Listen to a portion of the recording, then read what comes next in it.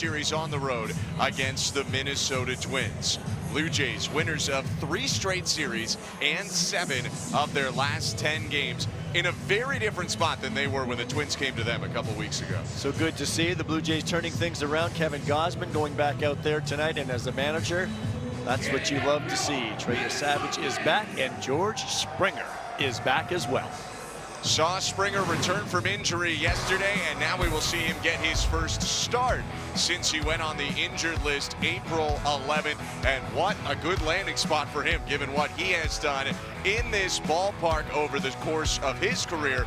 Not only in this ballpark, though, at times against this pitcher, Bailey Ober, who's crafty and taking the mound today for Minnesota. Bailey Ober is 6 feet 9 inches tall. He's 30 years old. He's in his 6th season with the Twins. 2-1. That ERA just under 4 this season in his 6 starts. The walks are up a little bit. Not a big strikeout pitcher, but he's got at least 6 innings in each of his last 3 starts. And his last one was down in St. Petersburg against the Rays. Went 6 innings, only allowed 2 runs, but he suffers his first loss of the season. Changeup is his big pitch. Opponent's hitting just 190 against it. Defensively behind Ober tonight, Trevor Larnach making his 19th start in left field. Not DHing as much. That's what he told his manager beginning the season, and that's what he's doing. Buxton in center, Austin Martin in right. And on the infield, Royce Lewis and Brooks Lee take care of the left side. Luke Keeschall and Cody Clemens the right. And Ryan Jeffers behind the plate for Ober this evening.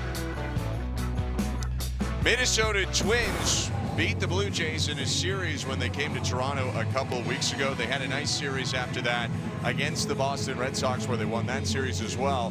But right at the tail end of the Sox series, they started a 13-game stretch where they've gone 2-11 in their last 13 games. They are hoping certainly that Ober can help them get out of the funk.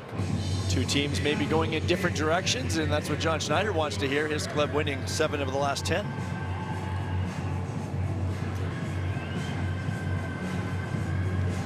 A very active day in the Twin Cities, with the Twins, the Timberwolves, and the Wild all playing at home tonight.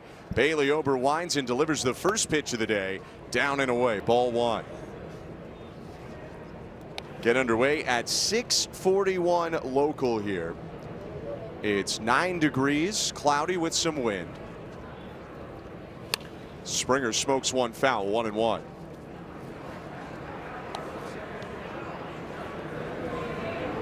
You had talked about it a little bit, Joe, a couple of minutes ago off the top of our show, but Springer brings so much back to this lineup. I think it's just the threat, too, in that leadoff spot. And it's not just at the beginning of the game here. It's whenever that lineup turns over as a pitcher, as a catcher, you're mapping things out. You know you're getting a very dangerous hitter back up top. Now, he was off to a little bit of a slow start before he went down, although a very small sample.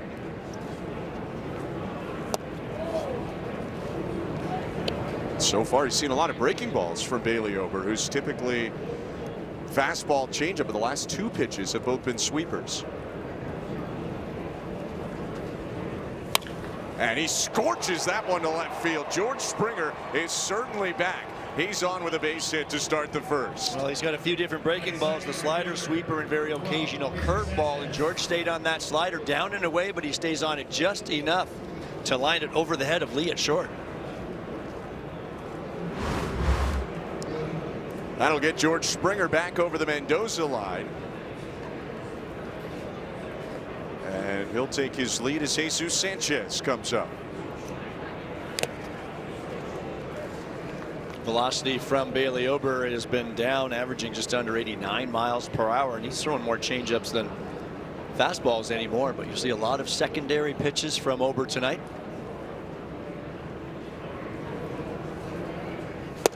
Swing and a miss. That's a good changeup. Seems to have been maybe a reaction to the depleted fastball velocity. This is the first time in his career that Ober's throwing more changeups, but he is still pretty even changeup four-seamer. This is one of those nights that a lot of hitters you'll hear sit soft. So you're sitting soft thinking the changeup. If it's one of the breaking pitches, it's still soft, feeling like you can get to his fastball because it's not 95.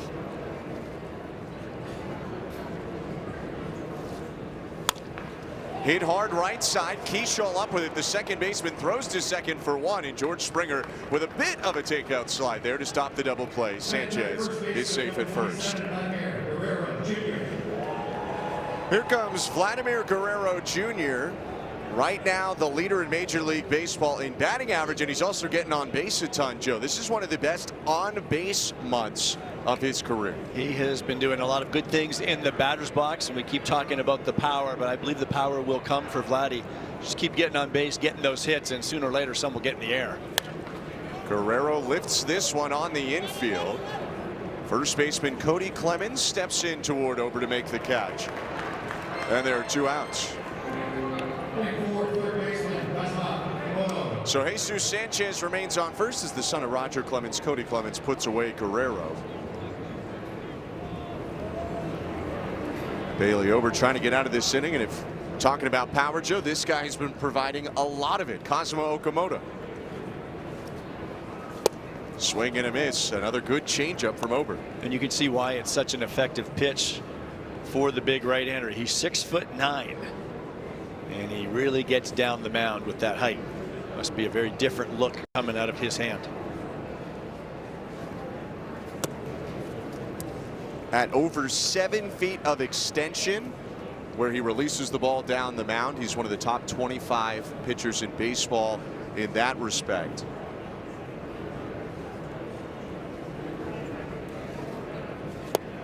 Swing and a miss, and it's 1-2.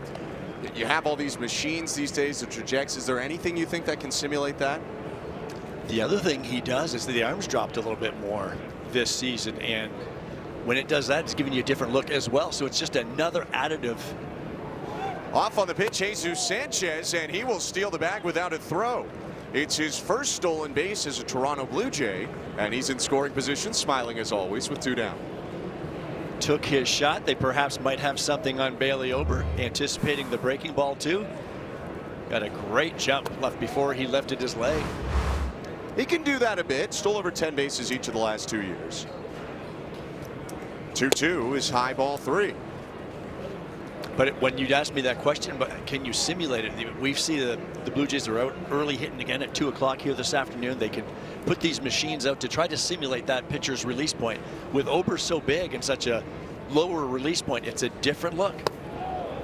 Good plate appearance there from Cosmo Okamoto. Went to a 2-strike count early, but he'll take a walk, and it's first and second with 2 down.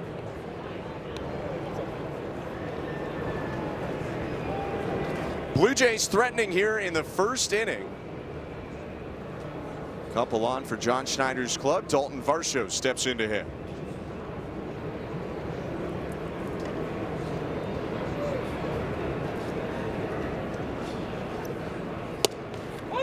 Called strike there from Manny Gonzalez. Just clipped the upper and inner corner of the zone. In theory, Joe, this is the kind of matchup you might want for Varsho. A lot of changeups, lots of pitches down in the zone. Tried to come in with that first pitch fastball, but again, it's not the velocity. They tried to go up and in again, so they're pitching more to the scouting report of Varsho than the strengths necessarily of Ober, adjusting there to get ahead 0-2. That's where you would think that maybe Varsho can get to this fastball, but it is that deceptive delivery coming out of his hand, the extension. So when you see 88, 89, 90, it actually looks a lot more in the batter's box. The 0-2. And he struck him out. Got him on a slider to strand a pair and end the inning. The Blue Jays threaten but do not score in the top of the first. Kevin Gausman on the hill next. Minnesota Twins are searching for a little more offense than they've had in the last 2 weeks, but this guy's been a constant. Trevor Larnach, with his plate discipline, continues to find himself on base. He today will test the command of Blue Jays right-handed starter Kevin Gausman, who takes the hill for his 7th start. Just another quality start for Kevin last time out. Now 2-1 with a 2.57 ERA in his 6 starts. Pitched into the 7th inning against Cleveland, allowing 2 runs, earned his 2nd win of the season. Did a good job of getting ahead, a lot of first pitch strikes. When his 4-seamer's in the zone early, that is very important, because that's what gets hitters into swing mode. He did a good job of that. Got a lot of called strikes with his 4-seam fastball. He'll face his biggest challenge in the lineup right away, Byron Buxton, at the top of the order for the Twins. Might not have been in a rhythm when they came to Toronto a couple weeks back. He is humming right now at the top of the Twins order. And Gausman starts him with a fastball that misses downstairs. Ball 1.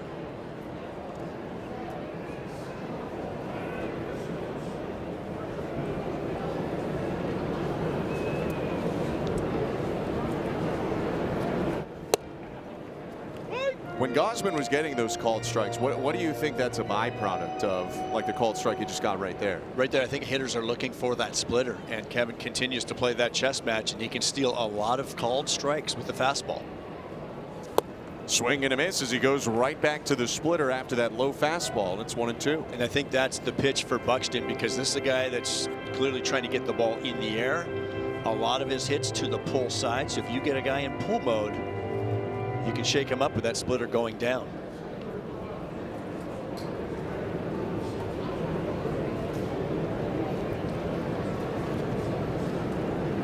Is 1-2.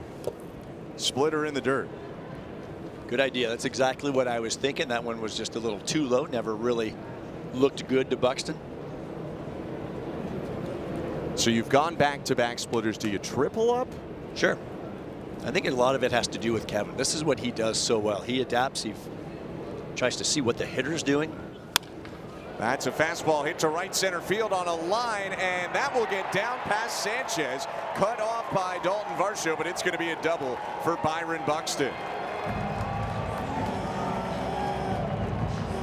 Thought for a second there, potentially one of Sanchez or Varsho had a beat on that ball, but it ended up dropping in between them. I think if anybody had it, it was going to be Sanchez, but Jesus took a very interesting route to this ball, and we have seen that in the past, but it was a zig and a zag, and you can see his pitcher right there. He's like, guys, ball was hit pretty good, but I thought for sure Sanchez was the one that should have gone to that baseball. So a leadoff double for the Twins, and Trevor Larnach, who we talked about a moment ago, is up right now.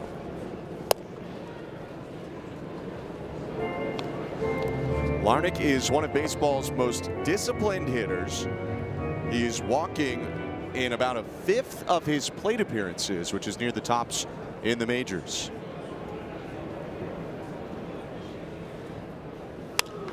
And he drives this ball high in the air to shallow right center. Varsho ranging in. He'll make the grab, and there's one out. Good job by Gausman not allowing him to advance that runner defensively behind Kevin tonight. Yohendrick Pinango makes his second start in left field. We saw Varsho in center and Sanchez in right on the infield. Nothing different. Okamoto and Jimenez on the left side. Clement and Vladdy on the right side. Brendan Valenzuela makes his 12th start behind the plate. Back-to-back for him once again. John Schneider was quite encouraged by the game Brendan Valenzuela had yesterday on both sides of the ball. And now Ryan Jeffers rolls over to shortstop. Andres Jimenez throws to first quickly. 2 down for Kevin Gausman.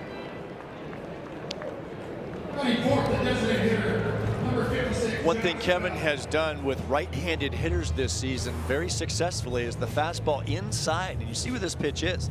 And I think a lot of hitters are thinking more over the plate with the fastball and splitter, and it doesn't have to be 96 in there, but clearly jammed the hitter big time. He's been generating weaker contact, getting quicker outs than he has in the past.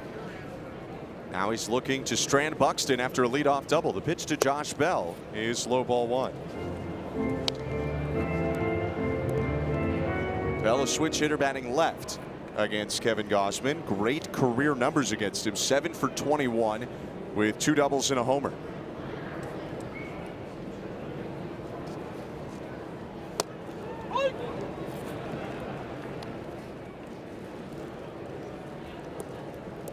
Gausman getting some of that weak contact.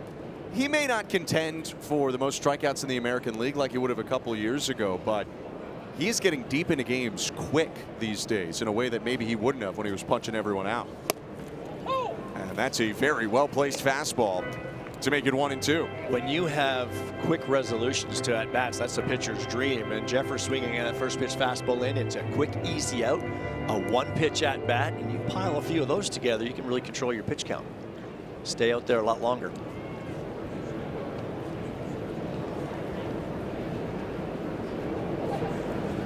The 1-2. And the dirt splitter started low. 2 balls and 2 strikes. Nice job by Valenzuela as a catcher. When you know you've got the assignment behind Kevin Gausman in a ball game, you are in block mode, and you just anticipate every split finger it's going to be down there. He controls that easily, keeps it right in front of him. Bell lifts the ball foul. Still 2-2. Splitters have somewhat unique spin to some other pitches. Is there any challenge in blocking a pitch like that? I would say more so that it's coming straight on, so you can just square right up, as opposed to a slider or a curveball that's spinning. As a catcher from a right-hand pitcher, it's spinning to your right, and it's going to come back a little bit, so you have to surround it. So the splitter actually a more comfortable block than some other pitches. Splitters and changeups for me would be easier to square up. They're not going to deflect as much. Austin Martin on deck. Josh Bell at the plate in a full count. 2 outs and Byron Buxton on second base. And Bell drives this one deep left center. Varsho back at the track, makes the catch, and Kevin Gausman pulls off the great escape. After the leadoff double, he strands Buxton with a warning track fly ball and keeps it scoreless after 1.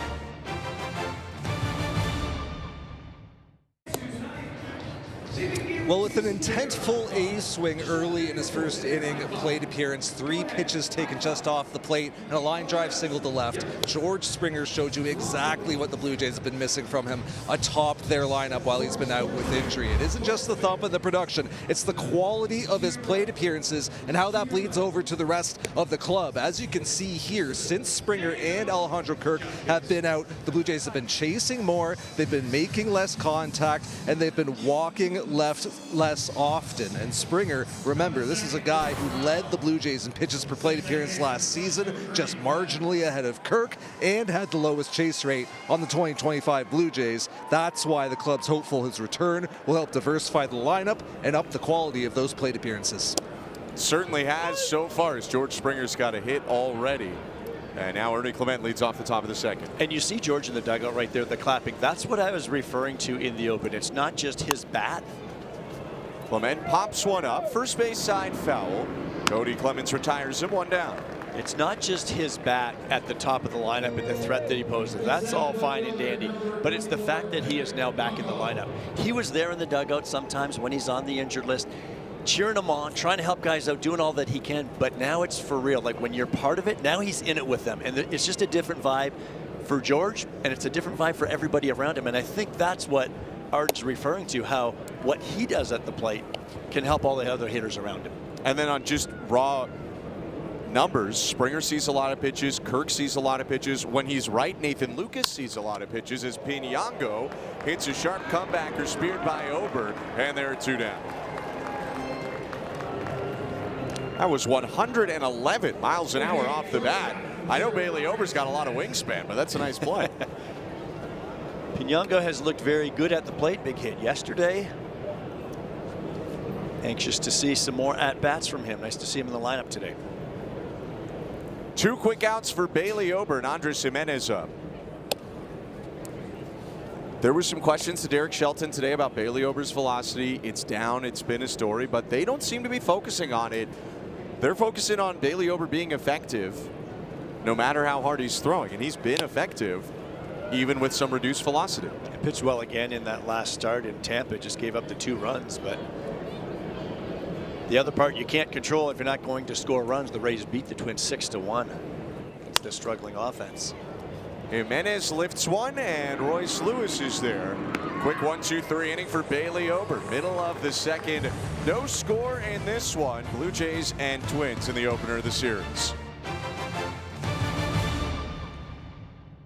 Husband's game that we'll be keeping a close eye on here is his fastball velocity. It was 92.1 miles per hour on average in the first inning here. And this follows a bit of a trend that we've seen from Gausman this season, in which he's really eased his way into games, as you see there in the first and second innings, hovering around 93.5 before ramping it up into the 94s in the third, fourth, and fifth. This has been pretty consistent across all of his starts this year. Last time, or excuse me, 2 starts ago in Arizona, we saw it. Of course, the Blue Jays had that really long first inning while they beat up on the Diamondbacks. back, so that could have been part of it. Here tonight, it's very cold in Minnesota. Interested to see how that impacts him. So keep an eye on the radar gun as Gausman goes, because he seems to have been saving some of his best velocity for middle innings. It could be some of the more puzzling velocities to track. Last start against Cleveland, he threw a fastball, a four-seamer at 89 at one point and one at 97 at another point in the same start. His pitch to Austin Martin is lined to third. I thought Okamoto caught it. He'll throw him out either way. And there's one down. I call it pitching 101, Ben. I think he's a crafty veteran. Kevin Gausman is in his 14th big league season. And what he's doing is, it's working because he's changing speeds. He's got that 94, 95 in the tank when he wants it. And as we have already seen earlier in that first inning, that first pitch fastball to Jeffers, it doesn't have to be 97 if it's located inside. You've got so many hitters thinking splitter that fastball works. First pitch to Cody Clemens is a 90-mile-an-hour fastball outside, ball one. That's the old AK, also known as BP fastball. You know, years ago we used to call that a BP fastball, batting practice fastball. If you throw 95, throw 190 once in a while. It's almost like a little changeup. Not to mention the changeup he also occasionally mixes in. But it's really the art of pitching. It's changing speeds, it's moving the ball in and out, back and forth, up and down. His 2-0 to Clemens is outside with a splitter, ball three. Trying to not lose Clemens here with one out in the inning. Second year with the Twins for Cody Clemens. The 3-0. Called a strike. It's pretty big for his career, the move over to the Twins. He had played sparingly at Clemens with the Phillies and then the Tigers, and got traded over for cash and went on a huge run to start his Twins career that's had him maybe not an absolutely everyday player, but a most days player for the Twins ever since. Hit 19 home runs last year between Philly and Minnesota. And the numbers may not jump off the page, but I don't know about you, but does it not feel like you're watching this guy in the highlights a lot with big hits and home runs? I mean, you would think he'd already be up there, but he's the knack for the multi-run homer, does Cody Clemens. He's hurt the Blue Jays a fair bit in his maybe that's career. it. Maybe they weren't highlights I was watching. Even though he was up and down at times with Philadelphia, he had some big games against the Blue Jays. And he'll swing and miss right there. Gausman with the strikeout, his first. Well, there he goes, right back down. When you've got that splitter on your mind, that 92 can look like 98, and it looked like you just blew it by him. Strikeouts are brought to you by Subway. Get 25% off any footlong on game days. Order in the Subway app using the code STRIKEOUT. Kevin Gausman, if he has a big night tonight, could reach a strikeout milestone. His first pitch to Luke Keeschel is low, ball one. That was his 1,993rd strikeout of his career. So he needs 7 more to get to 2,000. He's chasing Max then. Yes.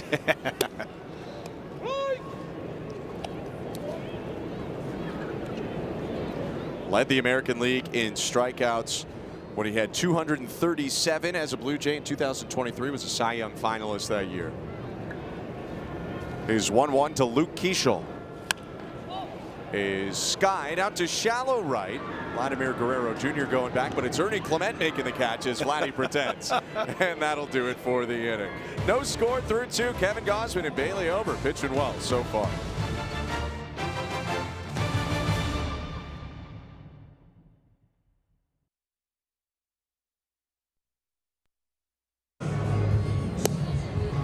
Get to the ballpark early on June 10th. The first 15,000 fans will receive a Dylan Cease bobblehead.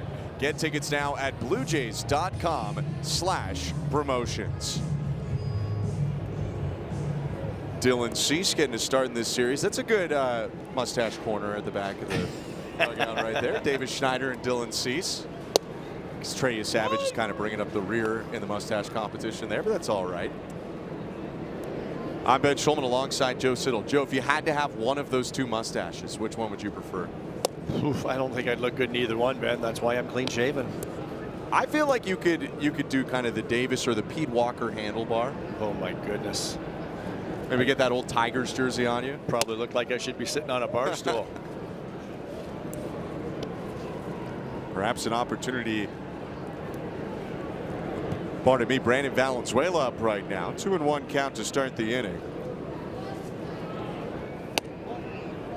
And Brandon Valenzuela, nice last 24 hours for him. Goes 2 for 3 yesterday, hits a home run. 3 for 3 on ABS overturns, by the way, as well yesterday as the catcher. And he pops this one up foul. Third base side. Lewis is going to give it a look, but it'll go into the seats. 3-2. He's asking the home plate umpire there if that had the edge of the plate. Manny Gonzalez back there. Hitters will do that, and as a catcher I would say yep, it had the edge. He'll say I'm not talking to you, but got to make him think everything's a strike. Now Valenzuela lifts one out to right center field. Larnach started back, now coming in, or pardon me, Martin will make the catch, and there's one out. Austin Martin, Blue Jays first rounder, took him 5th overall in the 2020 draft out of Vanderbilt. So Bailey Ober, one time through the order, has given up a hit and a walk, but no runs, and thrown only 31 pitches to get 7 outs. His first pitch to Springer is hit through the left side, and George Springer is 2 for 2. Well, George is aggressive. He's looking for something early. It's the same pitch he hit his base hit on earlier. It's a slider down and away, out front a little bit, but really stays on that ball well. Look at the long finish to keep that barrel going through the zone.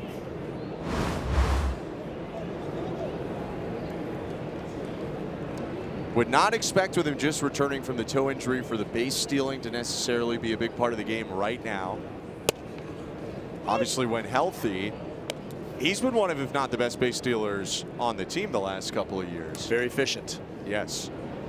Jesus Sanchez stole his first base of the season in the first inning after hitting into a fielder's choice.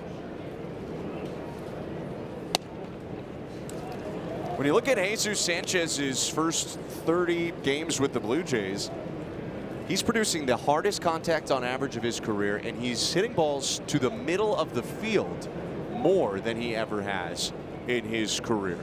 And I think that's a result of his swing path, trying to almost stay inside the baseball and not guided up the middle, but using that part of the ballpark. And while that can work effectively, I think this guy has so much power. I'd almost want to see that bat head accelerating up front a little bit more, trying to catch some balls out front. He nods right there after taking a pitch high and outside. It's 3-1.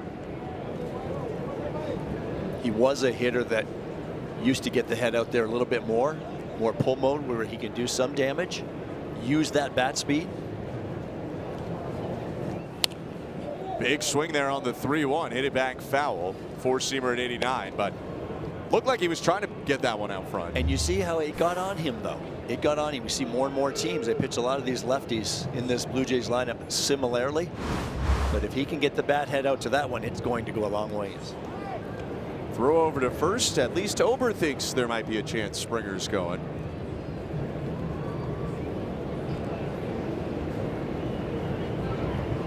The path he's creating is more of a line drive approach as opposed to trying to catch it out on the upswing to get it in the air more.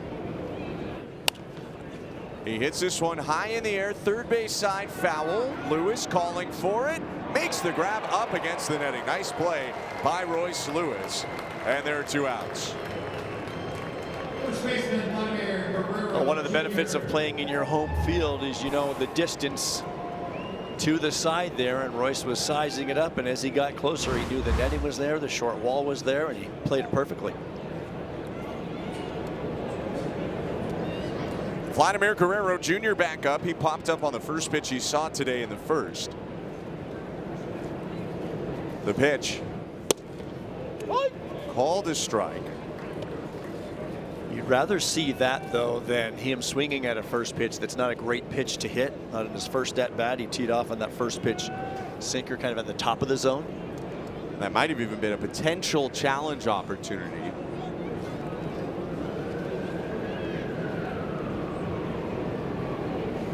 0-1. Out in front there, he fouls it back into the glove of Jeffers. 0-2. Guerrero with 39 hits this season, 30 of them coming in his last 19 games. It's the second most hits ever by a Blue Jay before May 1st. 2 hits tonight, he could tie the record.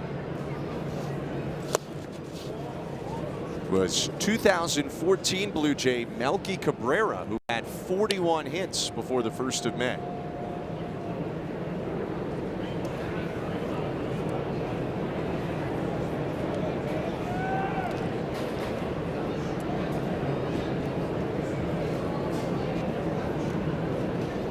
The 1-2. Off the end of the bat, a spinning grounder to first, and going to the bag, Cody Clements will retire the side. Bailey overstrands George Springer and keeps it scoreless. Bottom of the 3rd next.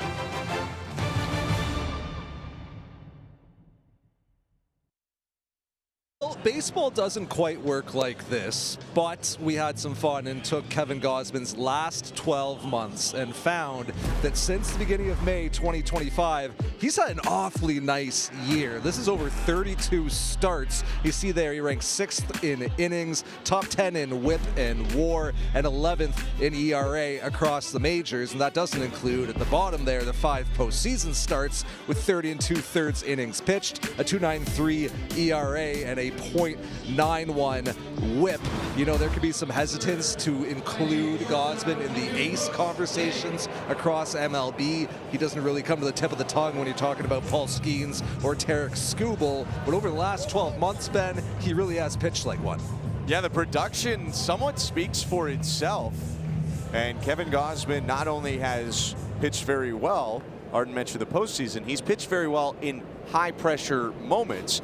The postseason, the race near the end of the year got very tight in the division, and yet Kevin Gausman, week in, week out, or every 5 days, comes out and continues to dominate lineups. In the innings, Arden showed that's the durability.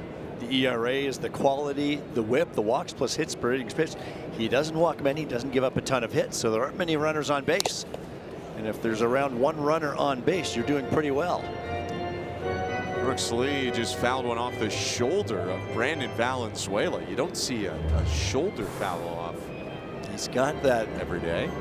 Shoulder back there. You see the 2 pieces that come over each shoulder. That's to protect your shoulder. But as you can imagine, when you move, those little flaps can move, and the ball misses the equipment again. So you want to be a catcher. They designed those originally, it was just on the throwing shoulder to protect your throwing arm, and then over the years they put them on both shoulders, but they still don't necessarily protect. 0-2 pitches, lined left side, foul. I don't know how Lee got to that pitch. That was way outside. But how about that contract of Kevin Gausman? I mean, when you're looking at contracts for starting pitchers, and we talk about that durability and reliability so much, Kevin Gausman has been the poster boy for that. 5 years, $110 million, and worth every penny of it. Lee hits this one in the air to left field. Yohendrick Pinango will make the catch in his 2nd career start. A lot of the time, if you sign a free agent to a long-term 9-figure contract, there's an understanding that that's just not always going to get full value for your money, especially by the end of it. Maybe you pay for the front end, and you're okay if it's not as good on the back end. Gausman seems to be the rare case where the Blue Jays have come out with the bargain here for what Kevin Gausman has done. His pitch to Royce Lewis is popped up. Guerrero coming in. Valenzuela ditches his mask, but Vladdy will take over and make the catch in foul territory. I talked to Brandon Valenzuela about this exact play, more so the ones that go toward the dugouts, but as a catcher, you're going for this ball until you're called off. He told me he knows that when he's going to the 3rd base side, he's got to make sure he can get to the baseball. When he goes to the 1st base side, like that foul ball, anything over there, he's expecting. He's absolutely expecting Vladdy to call it, and that's a great thing to know, and that's a great tribute to what Vladdy does at 1st base, coming hard and taking charge on those. First pitch slider that looked like from Gausman to Byron Buxton. Possible challenge opportunity for Buxton, but it's 0-1.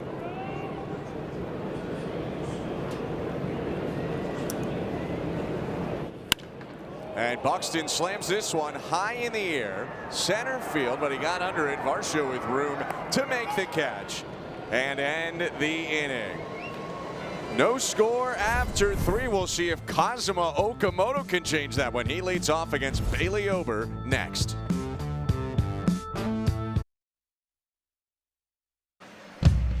There have been many iconic home runs throughout 50 seasons of this franchise, and now is your chance to have 5 of them on one t-shirt. On May 11th, the first 15,000 fans will receive a Blue Jays Legendary Home Runs t-shirt presented by Ryobi.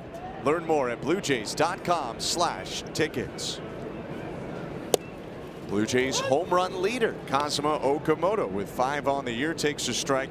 He'll lead off this top of the 4th. I'm Ben Schulman alongside Joe Siddall. Down on the field, Arden Zwelling as Okamoto hits one foul.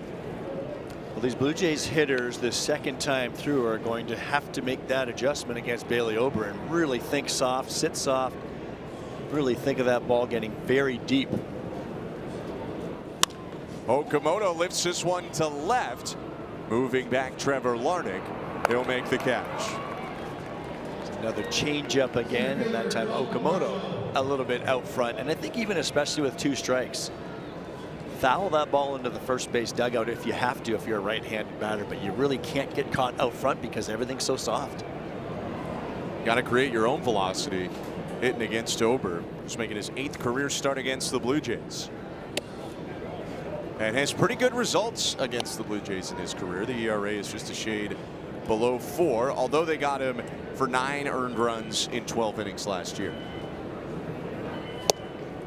Good changeup right there. And you can see where the baseball is going. He's getting good run on that away from the left-handed hitter, but you can see the swing path of Varsho too, really coming around in pull mode.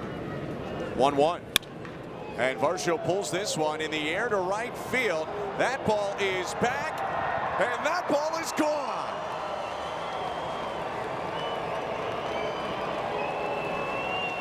Got a pitch to pull and crushed it out to right field. Dalton Varsho's 4th home run of the season gives the Blue Jays the lead. This is what Dalton can do. He can beat you, but he beats you into the seats. He had him absolutely fooled on the changeup before, but then tried to get a little too cute and sneak the fastball by him upstairs, and he was ready for it. Ernie Clement now hits a one-hopper to deep short. Tough play here for Lee, and a good throw. And there are 2 down. Back to the Dalton Varsho home run that just gave the Blue Jays the lead. Well, this is what Dalton does. You see the catcher wants the ball up because we know that Bailey Ober threw him a couple in his first at-bat as well, trying to beat him with that fastball at the top of the zone. But he was ready for that one. Just wrapped it around the pole. Wasn't sure that was going to stay fair off the bat, but it did for Varsho, who's now tied for 2nd on the Blue Jays with 4 home runs.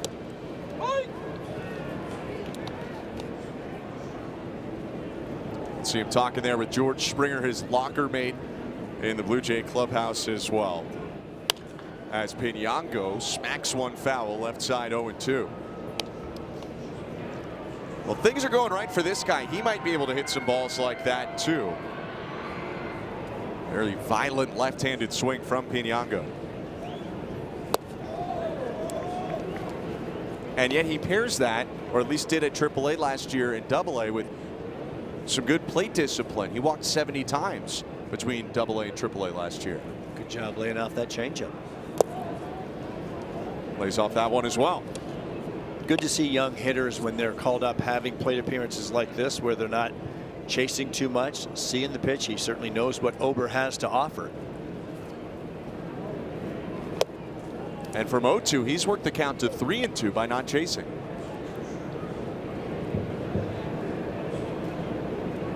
Hit a ball over 110 miles an hour his first time up, but to Bailey Ober. And he fights that one off foul. Again, not overpowering with that fastball, but you can see how it can play after those changeups and slider. Probably looks more like 95 to the hitter, but he does a good job fouling it off, buying himself another one. And now he fouls off another. That slider hung up a little bit, but got far enough away from Pinyango that he couldn't square it up.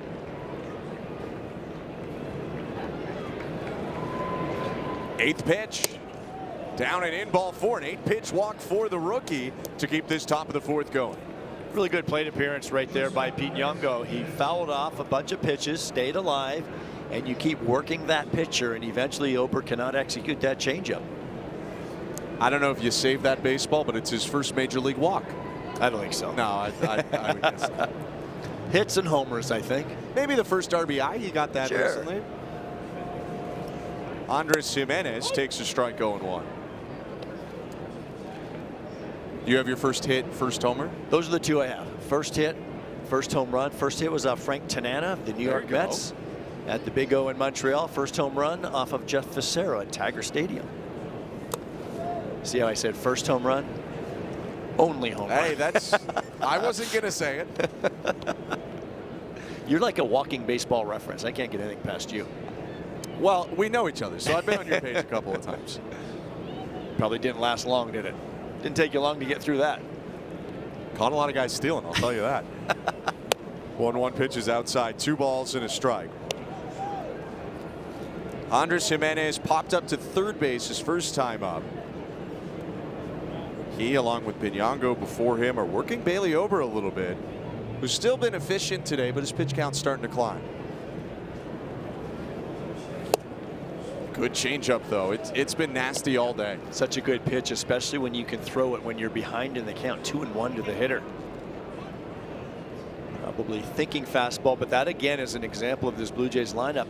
You almost have to think of that changeup. Like, don't be fooled by it. He throws it a ton.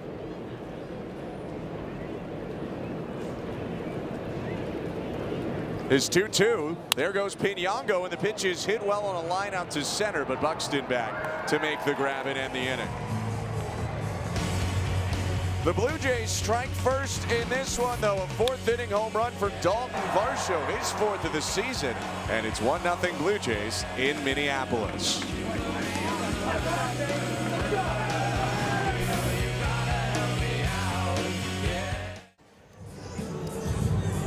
Before today's game, the Minnesota Twins honored Louis Varland, not only a Twins pitcher for parts of 4 seasons, but a St. Paul native, a Concordia University alum, and part of their 2023 playoff run as well. Louis Varland got an applause from the crowd here in attendance. And Louis Varland, of course, excited to be around. That's live. Greeting LaTroy Hopkins, the former Blue Jay bullpen coach for the Twins, and those Twins relievers. For Varland at the time, and he admitted leaving Minnesota was tough. It's his hometown team, and they clearly have a lot of love for him here as well. Yeah, when you play on a team, you acquire a lot of friends, and then your families know each other, so the roots are pretty deep.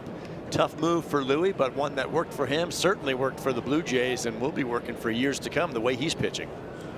Kevin Gausman offers to Trevor Larnach, high ball 1. Between where he's from, where he pitched, where he went to school, the ice fishing, the pond hockey, it doesn't get a lot more Minnesotan than Louis Varland. He's a good representative of the state, and obviously very important to the Blue Jays. 1-0 pitch. And Larnach, tough to get to chase, talked about it earlier, 2-0. For Gausman, his game is somewhat reliant on chase. I mean, everyone's is to a certain extent.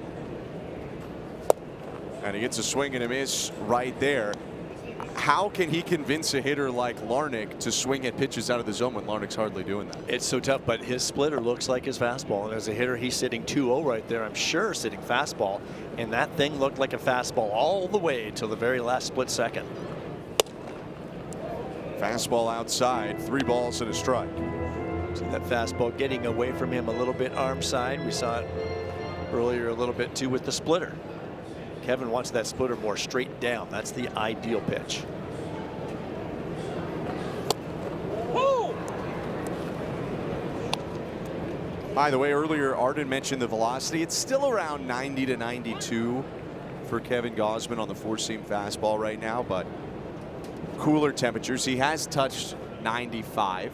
He's sitting around 92, so I should say more like 91 to 93 for Kevin Gausman. So as you say that, I would say let's keep an eye on this in the hopefully 4th hope in the 5th, hopefully 6th, and see if he doesn't empty the tank a little bit when it's getting later. That'll be his first walk of the start as Larnach goes down to first to lead off this 4th. Prior to that pitch, very efficient for Kevin Gausman so far. He had retired 9 straight after the leadoff double by Byron Buxton. And still, even with that walk, 38 pitches in the bottom of the 4th inning is a pretty good spot to be if you're Kevin Gausman.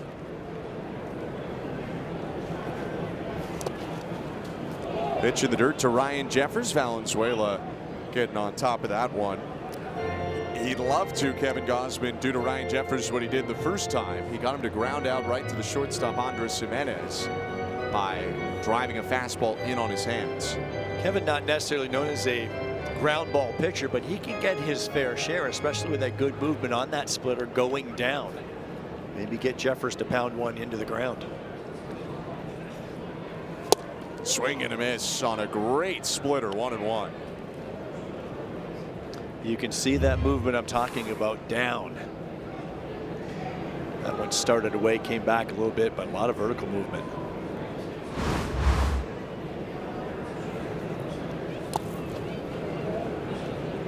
He's definitely not a ground ball pitcher, Gausman, but he's forcing more ground balls this year than he has in the last 6 seasons.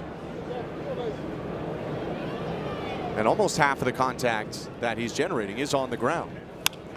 This one is hit in the air down the right field line. Long run for Sanchez, and that's foul. Jeffers thought it had a chance. He went down to first. It's 2-2.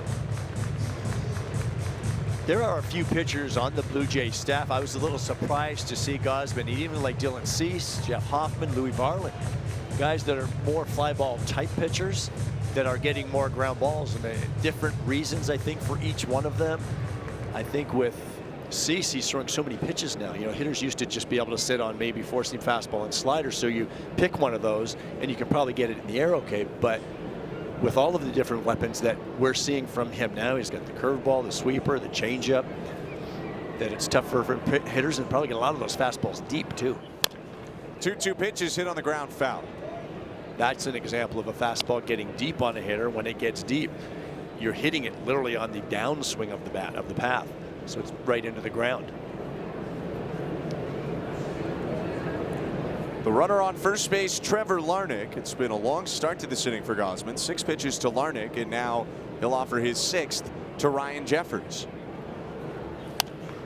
And Jeffers spoils it, so they'll do it for his 7th.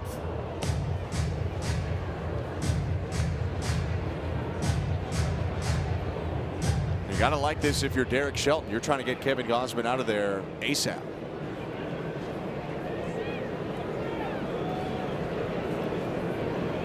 Another 2-2.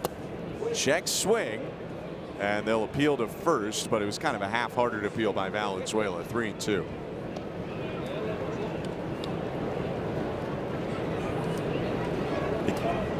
You don't want to walk Jeffers. You never want to walk anyone, but you really don't want to walk Jeffers here. So do you still go to the splitter because it's his best pitch, or do you got to sit with the fastball? I'm sure Kevin can command a splitter enough to, whether it carries the zone or keeps it in. He's a tough guy because he's not going to necessarily chase a whole lot. So you almost have to throw it for a strike if you do. Runner off on the pitch, and Jeffers jacks one left center field. Varsho back at the fence. It's gone.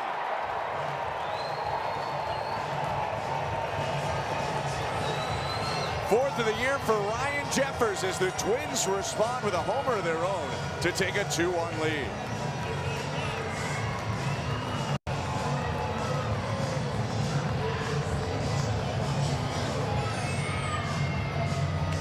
Ryan Jeffers has been an RBI machine for these Minnesota Twins, and Kevin went with the fastball, and it was center cut. You could see the reaction of Valenzuela, and then the reaction of Varsho.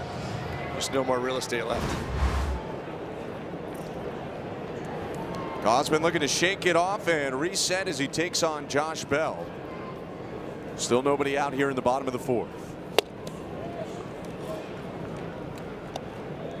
Over the years, the Twins have been, for whatever reason, a team that have seen Kevin Gausman fairly well.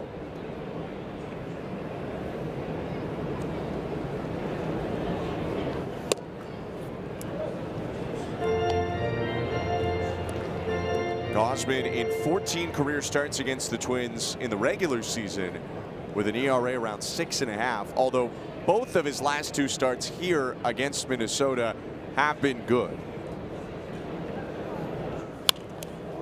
It's a trend that seemed to exist a little bit more around 2022-23 than it does these days. I remember back then too, and we certainly, watching some of the games, thought maybe the Twins had something on him. They were doing a great job laying off some of the splitters down, attacking his fastballs. I think those days are done. Kevin's made the adjustment. This pitch is hit well out to center. Varsho going back, and he'll make the grab. 1 out.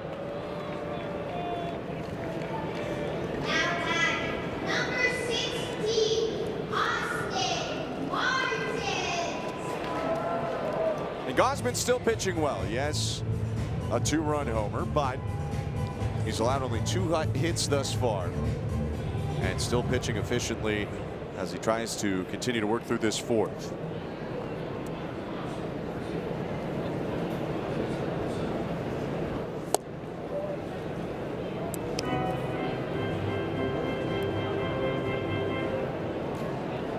Gausman got Martin to bounce out to third base in the 2nd inning. And a check swing liner foul. Well, we talked Louis Varland earlier. Martin part of a big Blue Jays Twins trade when they sent Martin and Simeon Woods Richardson to the Twins to acquire Jose Barrios.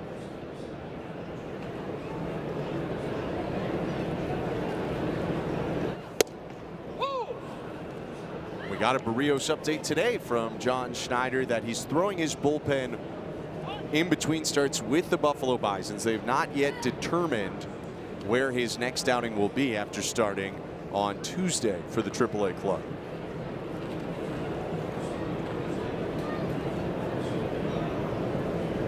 One, 2. 2 balls and 2 strikes. A miss there with the splitter. Watch this setup.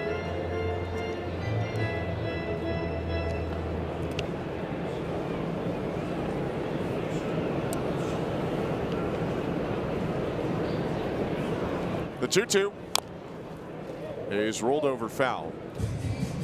A couple other updates from the Blue Jays skipper. Addison Barger is going to run the bases tomorrow, dealing with the bilateral ankle discomfort. And the plan is for him to play for the Dunedin Blue Jays on Sunday. Be his first rehab action. This pitch is sent out to center. And another play for Varsho. 2 outs, and we go down to the field with Sportsnet's Arden Zwellen. Well, one possibility, Ben, for that Jose Barrios outing to come is actually here in Minneapolis on Sunday. We had thought that Trey Savage was going to start that day, but the Blue Jays are keeping it TBD because they may want to bump Savage a day and have him start on Monday at the Trop against the Rays. So it's going to be Patrick Corbin on Friday and Dylan Cease on Saturday for certain, but Sunday we're not sure who's going to be starting. Could be Jose Barrios.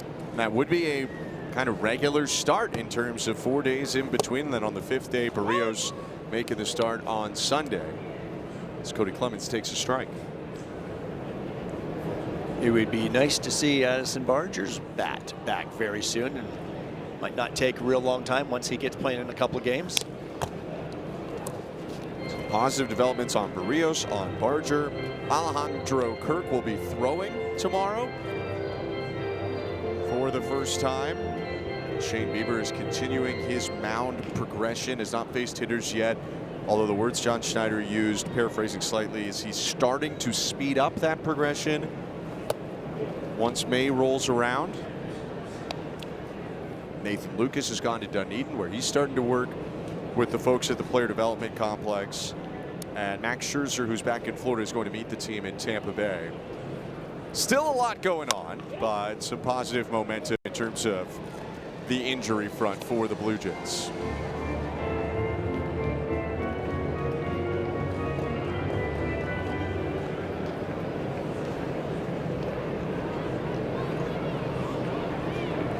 Two runs in the inning for Minnesota to take the lead. Gausman's 1-2. It's a splitter down and away. 2 balls, 2 strikes.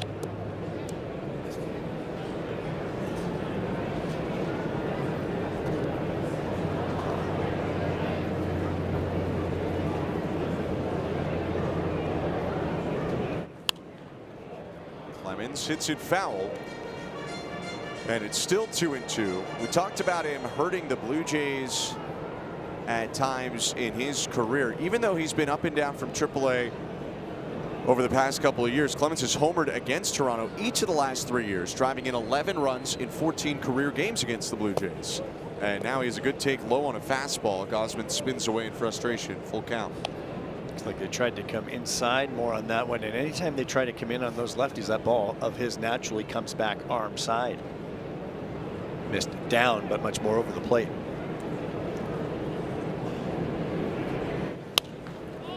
Splitter popped up. Jimenez and Clement coming together. Andres Jimenez under it. And that will do it for the 4th inning. After a leadoff walk, Ryan Jeffers' 2-run homer powers the Twins to a 2-1 lead through 4.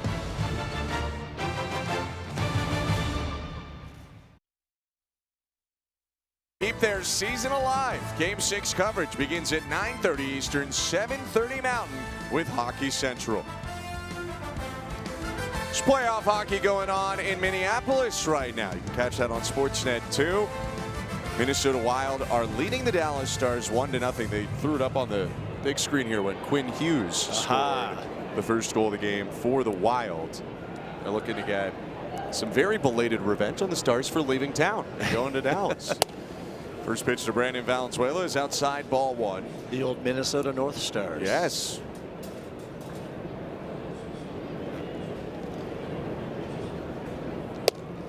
And for the Wild also, if they win, it would be their first playoff series win in 11 years. And then that's in St. Paul. And then here in Minneapolis, right across the street, the Timberwolves are trying to take down the Denver Nuggets. Is he downtown tonight? Very busy. Brandon Valenzuela flied out in a full count in the 3rd inning. And now he hits this ball out to center field. Shallow and caught by the shortstop lead. And there's one out. Another changeup from Bailey Ober. He is continuing to go to that pitch. Getting Blue Jays hitters out front. He's really messed with the timing because a pitch like that changeup caught a lot of the plate. Oh, a lot of them are right there. And that's the one thing, he throws them in the zone a lot. And yet he's continuing to succeed. That's how effective he is with it. Although George Springer has got him twice, 2 for 2 tonight.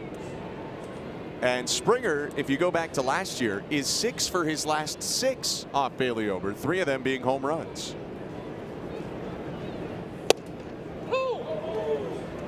That pitch, at least on the borderline, probably a challenge opportunity. Looked right like there. he was thinking about it for a fraction of a second. Both teams have both their challenges remaining. And that's called strike 3. And that might have been a challenge opportunity as well. And you hear Manny Gonzalez saying, let him handle it, which is right. You can challenge them. He both called a ball, probably a ball above the zone and then a ball below the zone there. Manny's words were, he's a big kid. So he's telling the Blue Jays bench, John Schneider, he's a big kid. If he wants to argue, he'll argue. If he wants to challenge, he'll challenge. I'm sure that's what that was about. George chose not to challenge on either one of those.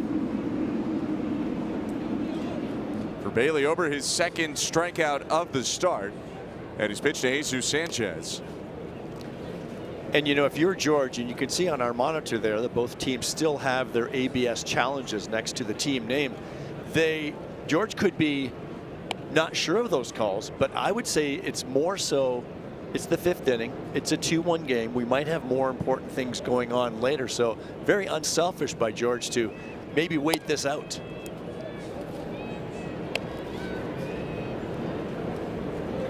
It does still feel like teams are feeling out when they want to challenge. I think generally you are right that later in the game is when teams are preferring to do it. You just always have in the back of your head, and maybe not with this scenario because no one's on base, but do you need to challenge this 3rd inning pitch right now because you got a couple guys on, and maybe this is going to be the difference in the game. Sanchez hits it high out to right field and playable for Austin Martin. He'll make the grab, and it's a 1-2-3 top of the fifth. Blue Jays down 2-1 middle of the fifth. Time now for a Blue Jays Central update. Here's Brad Fett.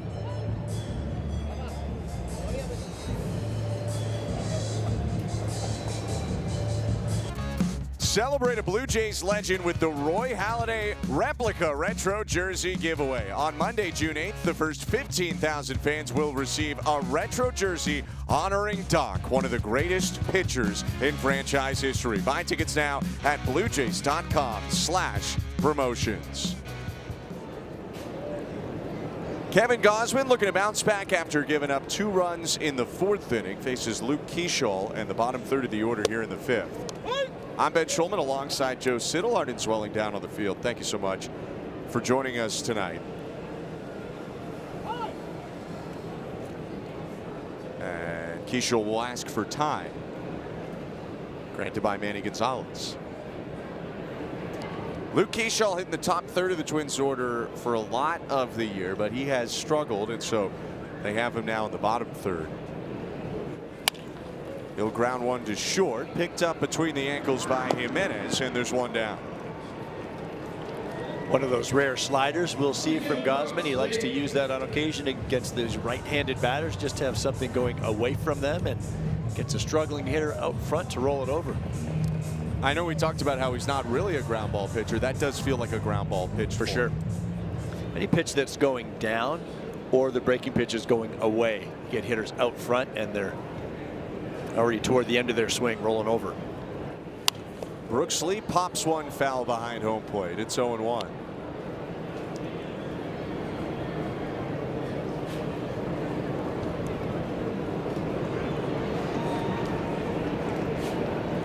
Lee is switch hitter, the 8th overall pick in 2022. Came out of Cal Poly San Luis Obispo, where he played under his dad. His dad, Larry Lee, the longtime coach there. 16 home runs last year. There's certainly some pop in that bat. He does have the tough responsibility of now taking over at shortstop for Carlos Correa. That started last year when Correa got traded back to Houston. Struggled defensively a little bit this year too at the shortstop position. He sends this one in the air to left field. It'll be a second play today for Piñango, and there are 2 down. Catch every pitch with Canada's most reliable 5G Plus network and best 5G Plus network. Rogers, we got you. Kevin Gausman continuing to pitch well. Aside from that blip to start the 4th where there was a walk and then a 2-run homer, he's allowed almost nothing so far today. Just hasn't gotten the run support to be in position to win right now. See what he does here, though, against Royce Lewis, who even with the pop-up in the 3rd is lifetime 5 for 10 off Gausman, including the playoffs. He hit 2 homers in the American League Wild Card Series in 1 game off Kevin Gausman in 2023. Always a dangerous bat, but just always tough to stay healthy for Royce Lewis. We were talking about Brooks Lee and his struggles defensively at shortstop for the Twins this year, and Lewis at 3rd, same thing. So the left side of the infield has been a bit of an issue defensively, to say the least. Lewis smacks that one on a line to left. Piñango back to make the catch and end the inning. 1-2-3 for Kevin Gausman. The Blue Jays will have Vladimir Guerrero Jr. leading off when we return.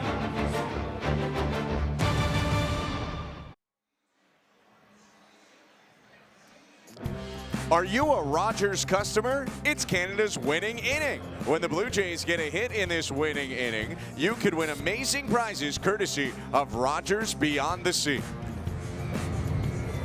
Got a good couple guys due up to do it, by the way. Vladimir Guerrero Jr. That was timely. Likely to get a hit. He is 0 for 2 today, batting .351 on the year.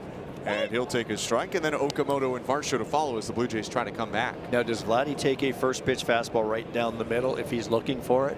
I say no, so I think he's sitting soft. Swings at that fastball, and a sinker, and it's 0-2. And I think they think he's sitting soft. Came back with that sinker in on his hands. It really does show the power of extension and deception. In an age of high velocity, Ober still pitching well. And Vladdy smacks that breaking ball foul. 0-2.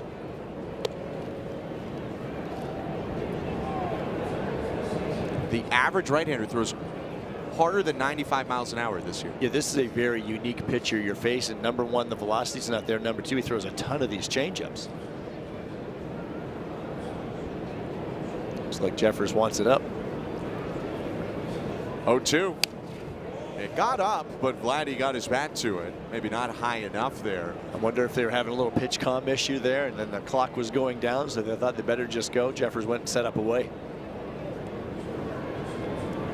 No spare nail polish in his back pocket to get the fingers going in Put time. the fingers down.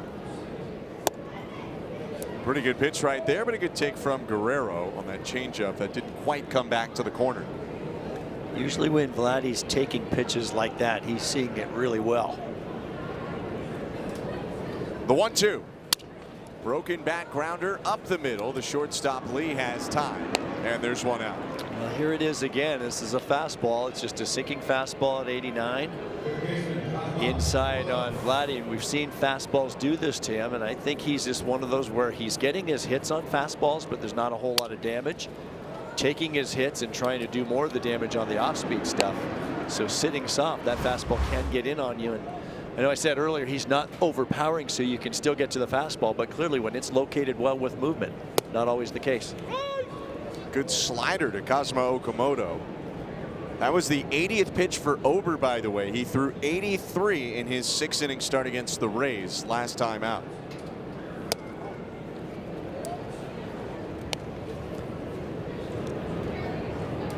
Ober does not throw many of those sinkers, but when he does and gets the movement that he did on that one to Vladdy, very effective.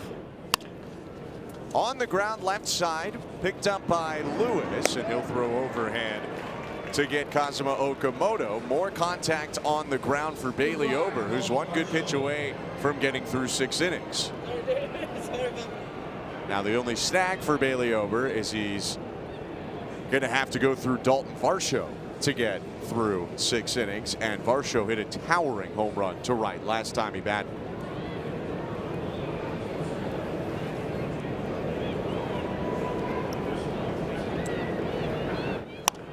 Off the end of the bat, a bouncer to third, backhanded Lewis. Tough throw in time for the out to end the inning. Nice defense at the hot corner for Royce Lewis. It's not always about the ball being ripped right at you. He makes a throw on the run to keep the Twins in front, middle of the 6th.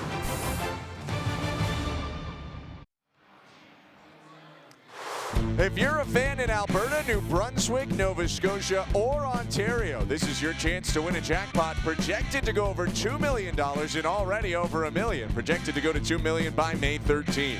With tickets as low as $10, get yours now at bluejays.com/5050. Third time through the order for Kevin Gausman at Target Field in Minneapolis. First pitch to Byron Buxton is yanked down and away. I'm Ben Schulman alongside Joe Siddall with Arden Zwelling down on the field.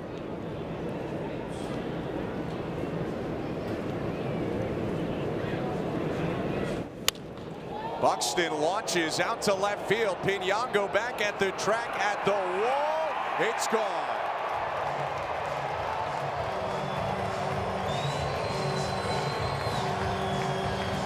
Buxton goes deep for his 8th of the year. And the Twins add to their lead. 2 homers that put them up 3-1.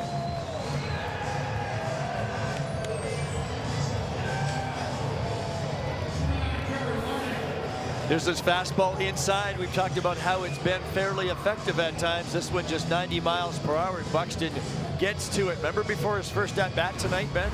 We said Buxton is trying to get the ball in the air, and most of his hits are going to the pull side, and that's exactly what happened with that one. Action in the Blue Jay bullpen as Tommy Nance starts to throw.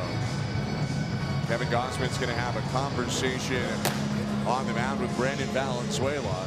It's Gausman's 7th start of the year. It's the first time he's allowed multiple homers in a game this season. I guess if you're going to allow multiple homers, make it a solo shot and a 2-run shot. It's not like that's blown up his start by any means. But the Blue Jays have not done much against Bailey Ober, so every Twins run almost feels like 2. Yeah, this is third time through this lineup. That's why that bullpen is scattering a little bit. Velocity continuing to be down. It's not necessarily a story until you get to this point in the ball game, and this is where you would think maybe he's sensing the end is near, so you might ramp up a little bit. So if he has the velocity in the tank, this is the inning I was referring to earlier where we should see it, and so far not so much in this inning. Check swing by Larnach. Second time in a row that he starts behind Larnach 2-0. Fell behind 2-0 and walked Larnach in the 4th before a 2-run shot from Ryan Jeffers. And he gets back in the count with a fastball at the knees. As we continue to monitor the velocity of Kevin Gausman, he has sat around 92 miles an hour, close to 92.5 on his 4-seamer. Peaked at 95. And a called strike, and we're going to see our first ABS challenge of the game. For now, it's 2-1, but looked like some good reason there for Larnach to challenge it. Yep, that will be overturned. It's 3 balls and 1 strike. Twins still have 2 ABS challenges remaining.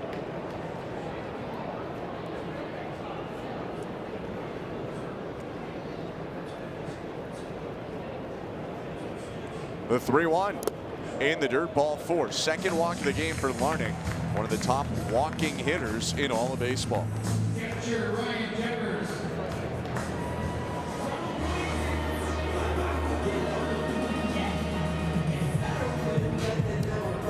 And for a lot of pitchers, this is the case. You can see for Kevin Gausman, there's a jump first to second time. That's the dramatic one, but an even further climb upward third time through the order. And a very dangerous hitter here in Jeffers, who is homered already.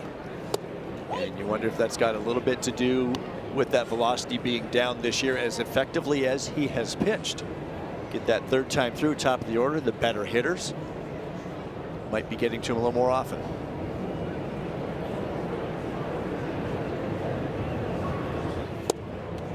Well, it just reduces your margin for error, right? As Jeffers challenges that one, which looked like an odd receive, but I thought that might have been there, and it is. Valenzuela will set up more upright at times when he wants that fastball elevated. Yeah, it wasn't Valenzuela's fault for an awkward receive. He popped up and then the pitch was pulled.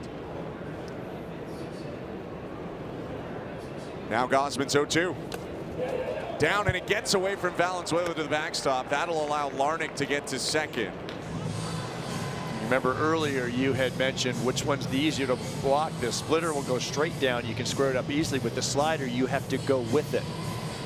From the right-handed pitcher, as a catcher, that slider is going to your right, away from you. So you've really got to get out there. And you see Brandon, all he did was stick his glove out there. He couldn't get his body over there. So now a runner in scoring position with nobody out. But Gausman gets him looking. Jeffers goes down on a fastball. Second Gausman strikeout of the start. And there is some velocity when he needs it. So he reached back that time. And this is what I mean about maybe sensing that the end is near. That one right up there to 96 miles per hour. It's his hardest pitch of the day. Josh Bell to the plate. Gausman's pitch. And he gets a wave there on a splitter. We had discussed this briefly before the game. Often the lefties are the ones at more of a disadvantage against the splitter, Kevin Gausman, because it breaks away. The idea that maybe Josh Bell would think about turning around to hit right. We did see it in the World Series last year.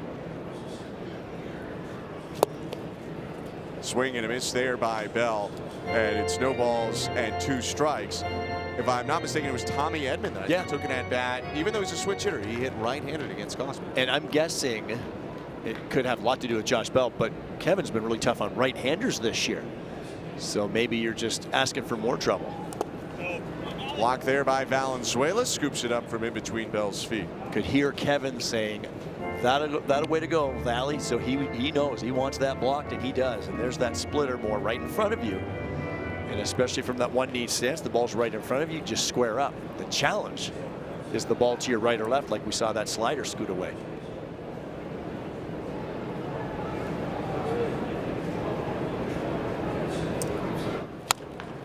On the ground to first, Guerrero has it, and Bell is retired. On to third base goes the runner Larnach, but now 2 outs. For 16, Austin Martin. Kevin Gausman likely right at the end of his start, approaching 90 pitches. Another run tacked on in this inning, but with one good pitch here, can log a quality start if he can get an out. Big run to save right here, and I think he's going to see a lot of secondary pitches. Austin Martin's been a much better fastball hitter.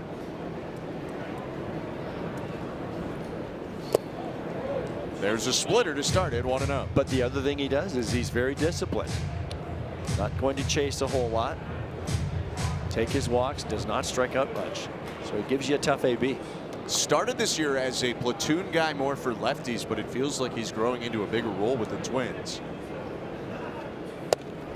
And Valenzuela threatens a throw over to third base. 2 balls and no strikes. And I don't like that play, Ben. And the reason I don't like it is because now you're coming out of your stance. You're blocking the umpire. If it was a close pitch, you're gambling there that you might not get a call. 2 outs. Kevin Gausman, get the hitter. I believe in my pitcher right here. So whether Valenzuela put that on or Okamoto, maybe he came from the bench. And now it's 3-0, and now the question becomes, do you give Martin something to hit, or do you just send him down to first and try your luck with Clemens?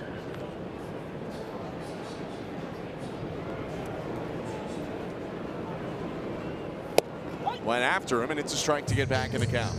Banking on Martin taking right there, 3-0. But even if he is put on, it's not the worst thing to have Gausman face Clemens. He's handled him twice. Knows that he can handle lefties very well. Called strike at the bottom inside corner. Martin appeared to think about that one at least, and it's 3-2. Back-to-back fastballs just freezing him. Now as a hitter, you don't know what's coming, but I'd still go for the chase with the splitter. Larnach on third, 2 down.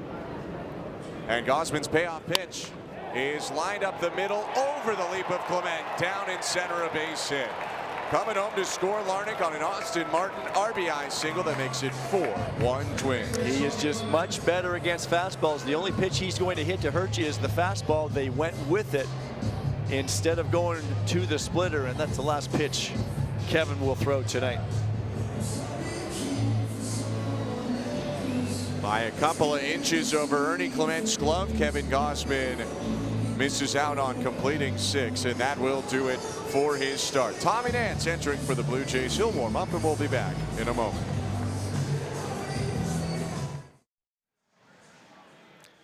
Beyond the baselines, meeting rooms at Rogers Center offer a bold new way to meet and inspire. From executive board meetings to client presentations, there's a space suited for every type of meeting.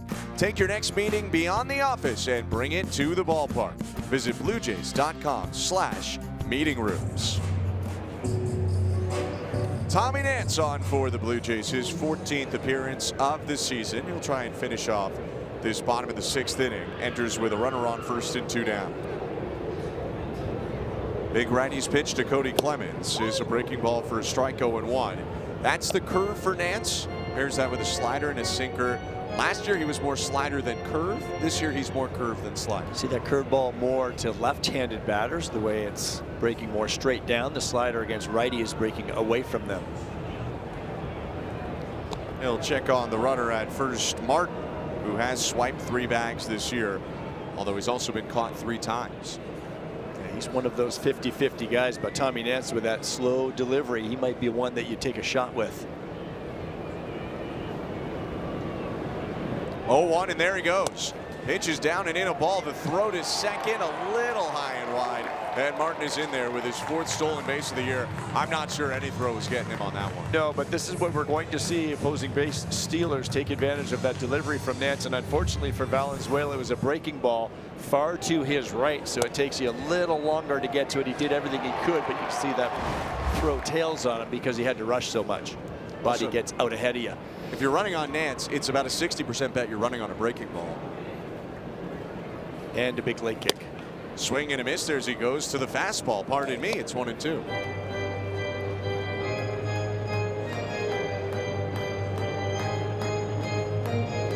Ideally, you'd like your pitchers to be around 1.3 seconds with their delivery to the plate. And I think with Tommy, oftentimes it's more like 1.5 and sometimes in the 1.6 neighborhood. So the catcher just does not have a chance. Even a good arm like Valenzuela, whose pop time can be around 1.9. Swing and a miss. He struck him out, however, to end the inning and strand the runner on second. The Twins, though, score a pair in the 6th and take a 4-1 lead to the 7th.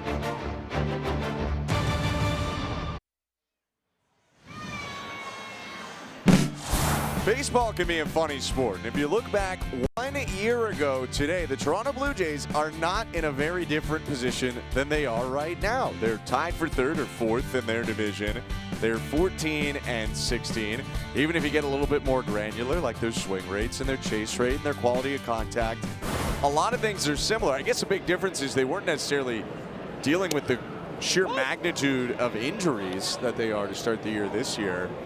But that team in 2025, after starting 14-16, well, they just went 80-52 the rest of the year to finish with 94 wins. It is a marathon indeed. Blue Jays right now just nestled with that little sloppy middle ground, just trying to fight to be 500 here early on. Tampa Bay's really made some moves early in this season, along with the Yankees atop the AL East. So it's going to be tough. It's a tough division to say that we can claw back, but it is. We're just turning that calendar over to May tomorrow. Lots of time, but they need to get people healthy, get playing their best brand of baseball. Ernie Clement sends one back foul. It's 2-2. Former Blue Jay and former Dodger Anthony Banda getting hot.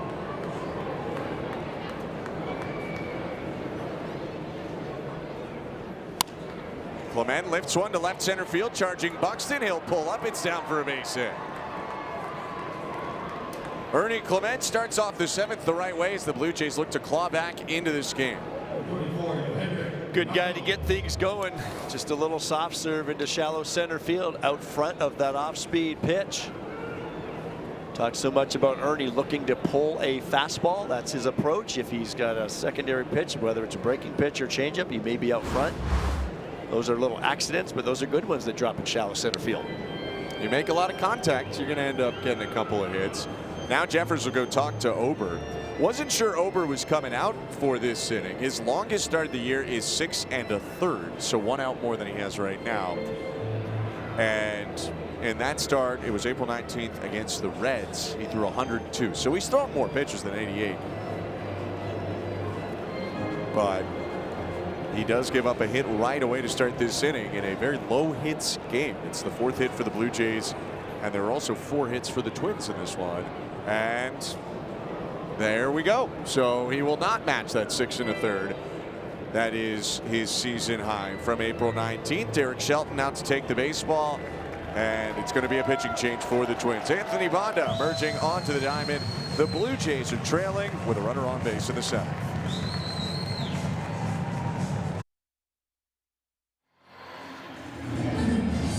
Anthony Banda enters the game for the Minnesota Twins, his 15th appearance of the year. He comes on because the next scheduled hitter was left-handed batter Yohendrick Pinango, with another lefty behind him at Andres Jimenez. However, the Blue Jays have made a move. They have lifted Pinango in favor of Davis Schneider to give them the platoon advantage.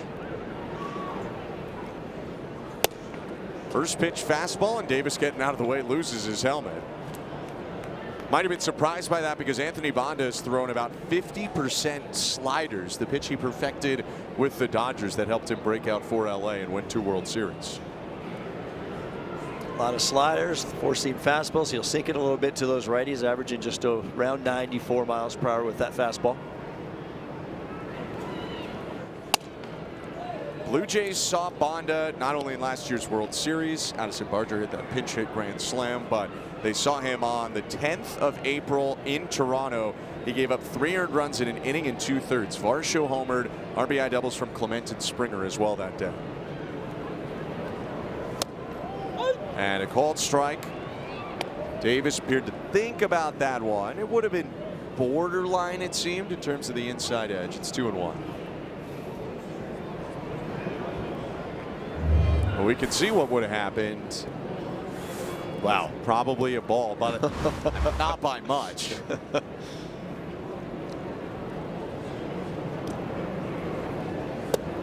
Good take there on a slider low. This is what Davis will do. He's forcing you into the strike zone, and Bonda is going to have to come to him now. You think he gets big here? Yeah. Bonda throws that fastball at the top of the zone a lot, so he's got to be very aware of that layoff at the top. Fastball to the top, called a strike, and Davis will not challenge that one. So it's close. 3-2. So close. That's the one that he'll really take a good look at. For him not to challenge that means he thinks it caught the edge. Bonda's payoff pitch is popped up by Schneider. First base side foul, playable for Clemens. 1 out. Jammed him with a 4-seam fastball on the hands to Anthony Bonda. Bonda, briefly a Blue Jay in 2022, life of the reliever. He's also been a Diamondback, a Ray, a Met, a Pirate, a Yankee, a National, a Dodger, and now with the Twins. Davis just not getting to that fastball. Saw lots of them from Bonda, but that one got in on his hands and tied him up.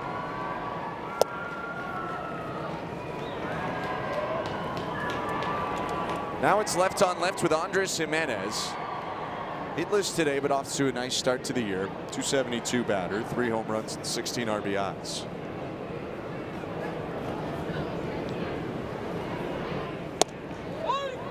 There's the slider, the feature pitch typically for Anthony Bonda.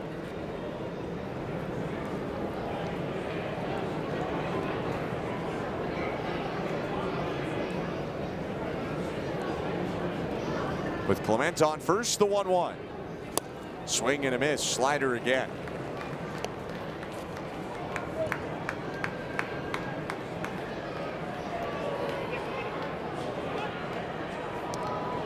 Back-to-back pitches right on the corner for the left-handed reliever.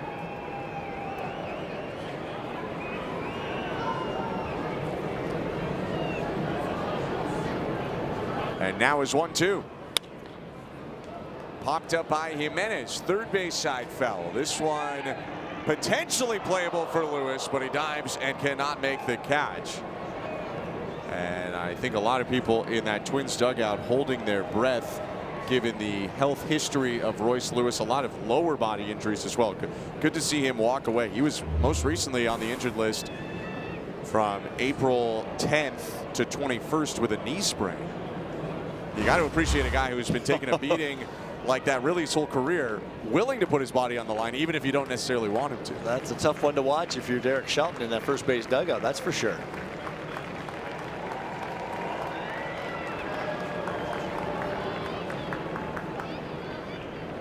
Bonda's 1-2. And Jimenez held up.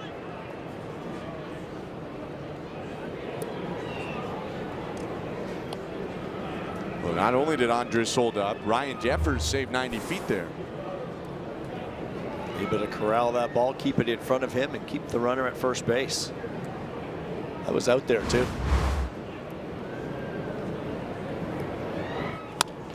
Slider lined left side, and a bunny hop and a catch by Royce Lewis. Got it off the end of the bat did Andres Jimenez, who just got slider after slider after slider from Bonda. 2 down. Tough matchup for Jimenez, left on left, getting all of those sliders down and away. Blue Jays still searching for offense. They have the solo home run from Dalton Varsho, couple of hits from Springer, and then the base hit to lead off this inning. Ernie Clement still on first. The pitch to Brandon Valenzuela is inside.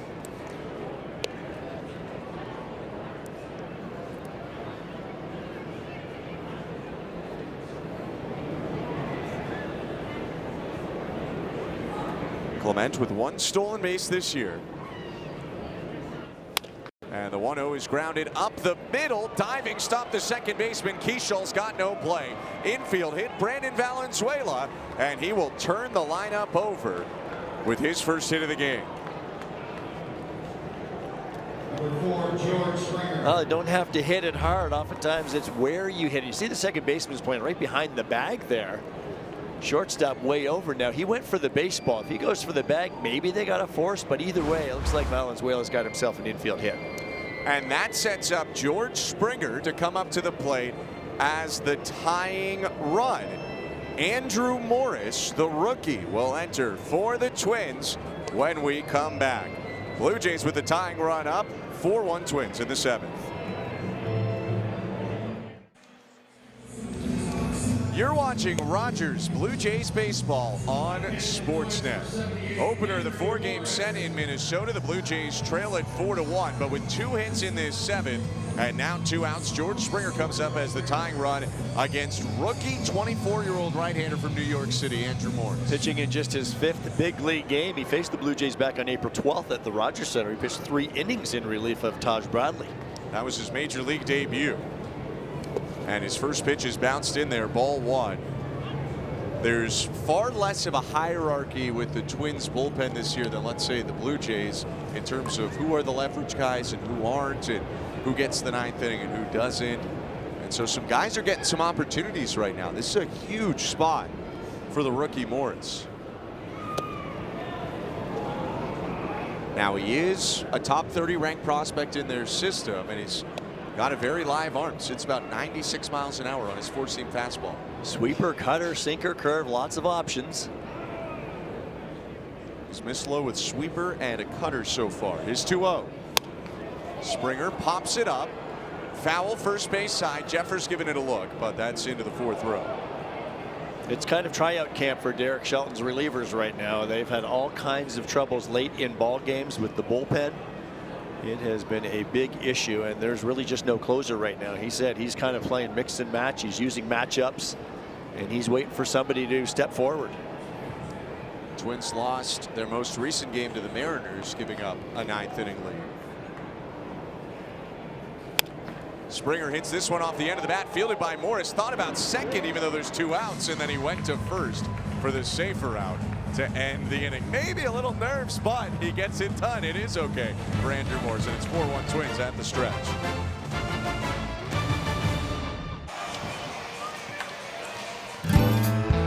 Celebrate Mother's Day at the ballpark with Junior J's Mother's Day, presented by Ontario Honda Dealers. On May 10th, it's a special edition of Junior J's Sunday with experiences designed just for mom across the ballpark.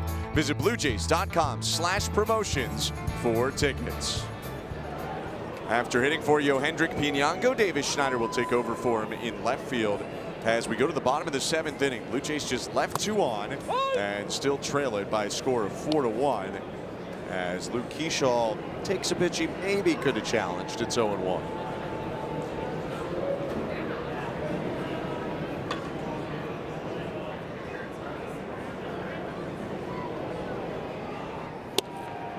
Now Nance sneaks a fastball in there. He's got good velocity on that fastball, even if he doesn't throw it a ton. It's 94 to 96 with some sink. Yeah, we talked about that the other day. It's not like he throws all these breaking balls because his fastball's 91. He'll use that sinker, bringing it back over the outside corner. He finished off the 6th, and now his 0-2 here to Keishaw is rolled over foul. Curveball more of a put away pitch because of that break. It's a tough one to throw early in the count because it's tough to keep in the zone. So much break to that pitch as opposed to the slider. That's more of a get ahead pitch.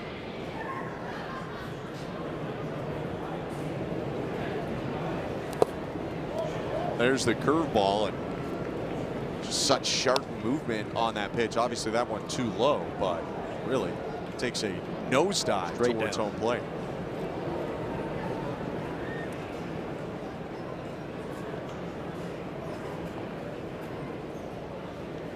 1-2 pitch is flipped out to center field. Parsho shuffling toward right center. 1 down.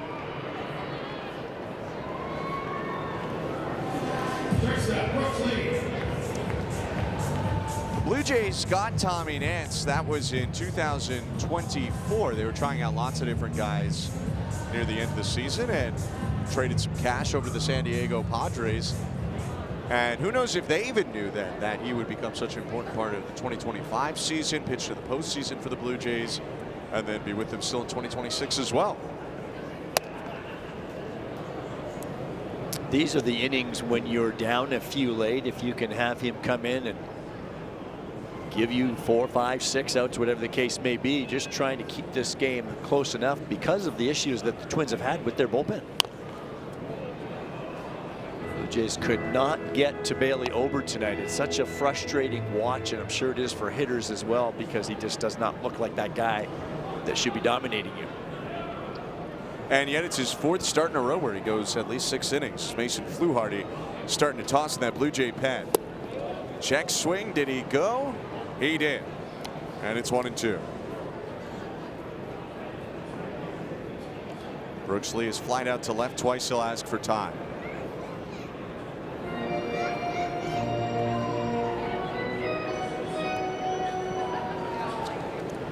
Nance already has a strikeout. He got Clemens to end the 6th. Is 1-2. Called strike 3. Froze him with a big hammer right there, and there are 2 down. That's the one that out of the pitcher's hand as a left-handed batter, that ball looks like it's going up because it kind of pops up and out of his hand. So you give up on it, and then you can do nothing but watch. He knew it. Almost looks like a pitch that slipped out of his hand because it starts going up so high. Now, if hitters are looking for those pitches, good hitters, power hitters, that's what they look for. They look for that pop, and then they know it might be a hanging breaking ball. Royce Lewis had to ask for time before the first pitch. Now he'll step back in. Nance searches for a 4th out in this outing. Doing a nice job bringing that ball back over the outside corner to those right-handed batters with the sinker.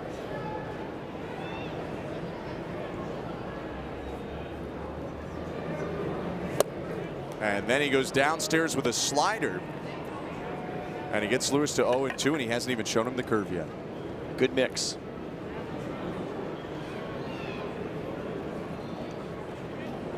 Two-strike pitch. Tapped foul. Went back to the slider again. That one ran a little more side to side than the previous one that broke more downward. That one off the plate away. He gets the chase in. Lewis is a guy that will expand the zone, so maybe you keep trying to do that.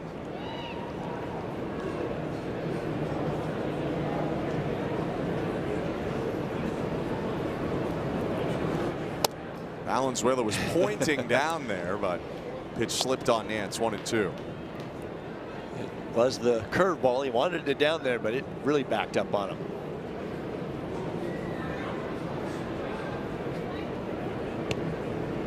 Punch into the glove from Valenzuela, and the 1-2. Swing and a miss. He struck him out. 3 Ks in 4 batters for Tommy Nance. He'll send us to the 8th. Twins leading 4-1. Time now for an update with Brad Fay and Kevin Barker.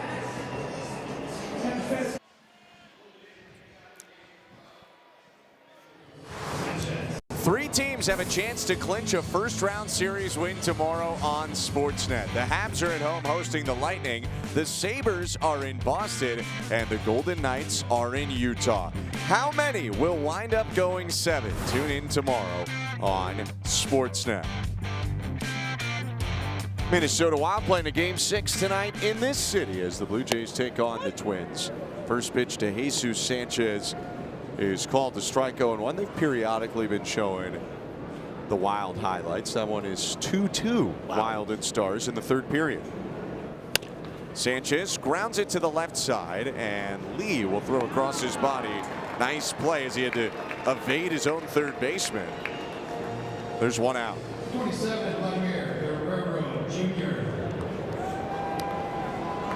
Andrew Morris came in last inning, and although he might have forgotten how many outs there were, he did do a good job getting George Springer and stranding a pair.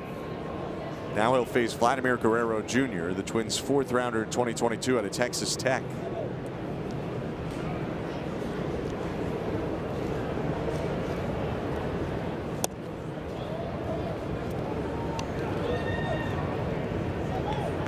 Guerrero 0 for 3 today. A pop-up and 2 groundouts.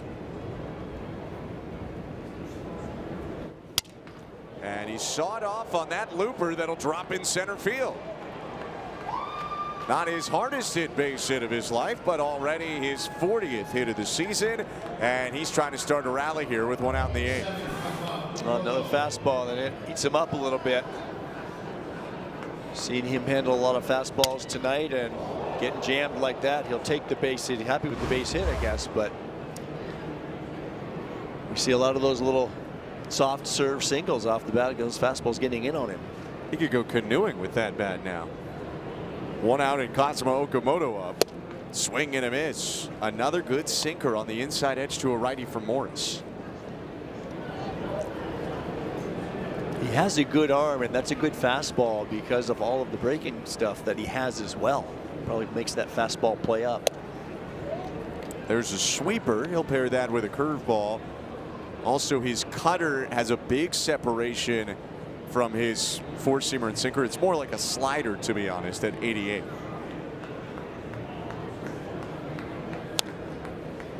Good swing from Okamoto right there. See, he really, when he lifts that leg and he has that stride, he really sits in that backside and allows the ball to travel. He's not going out to get it. Good feature for a hitter with a lot of power. The 1-2. And it's hit a mile high back of the shortstop Lee. Coming in from left field, Larnach waves him off and makes the grab. 2 quick outs here in the top of the 8th inning. Number 5, Dalton Varsho. Blue Jays are out hitting the Twins 6-4, but the Twins have a pair of home runs. And while neither team has had a great day with runners in scoring position, Blue Jays 0 for 2, Twins 1 for 7. They do have the 1 hit with someone in scoring position. Dalton Varsho takes a fastball for a strike. He's responsible for the 1 Blue Jay run. It came on his 4th inning home run. It's a far different at bat than Bailey Ober, but Dalton did such a good job against Ober on that home run. He had swung and missed at a changeup down and away, and he tried to come in with the heater, but he was ready for it.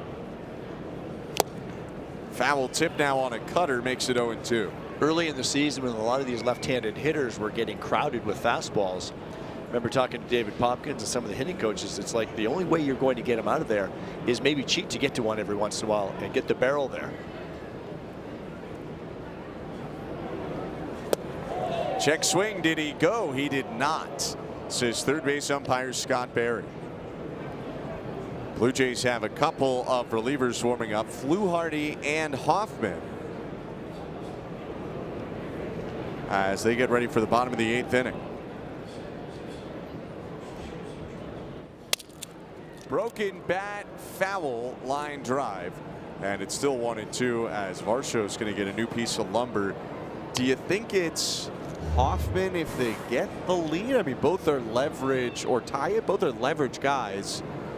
Trying to figure out in what situation they would use one versus another, or maybe they're going to put one in and keep the other one thrown.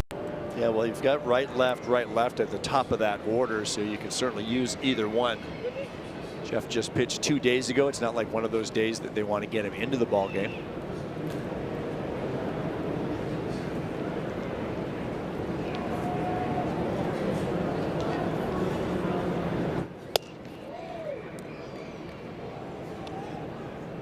I guess with right, left, right switch, Hoffman would get 2 platoon advantages in the first 4. Fluharty would get 1, but it's really splitting hairs at that point. Varsho fouls it back. Cutter that caught a bit of the plate. And it's still 2-2.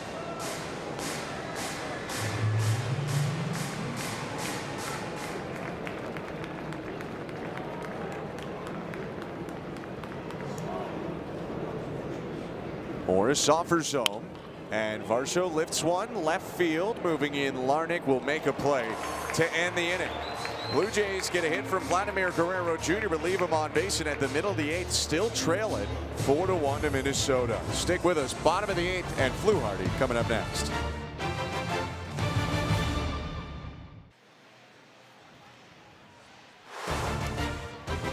Back on SportsNet Sportsnet 1 tomorrow as the Blue Jays and Twins lock horns again. Coverage will start at 7:30 Eastern.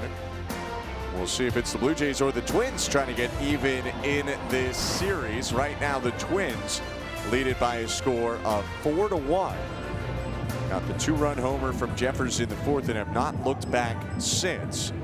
New pitcher now for the Blue Jays is the left-hander Mason Fluharty, who takes over despite not necessarily getting a ton of left-on-left matchups here. But you can see the trust in Fluharty as they throw him against the top third of the order. He's been so tough on left-handed hitters for certain with that sinker, cutter, or sweeper combination. But he'll have to handle some righties as well here. Buxton homered his last time. Not only his 8th homer of the year, but his 8th in the last 15 games.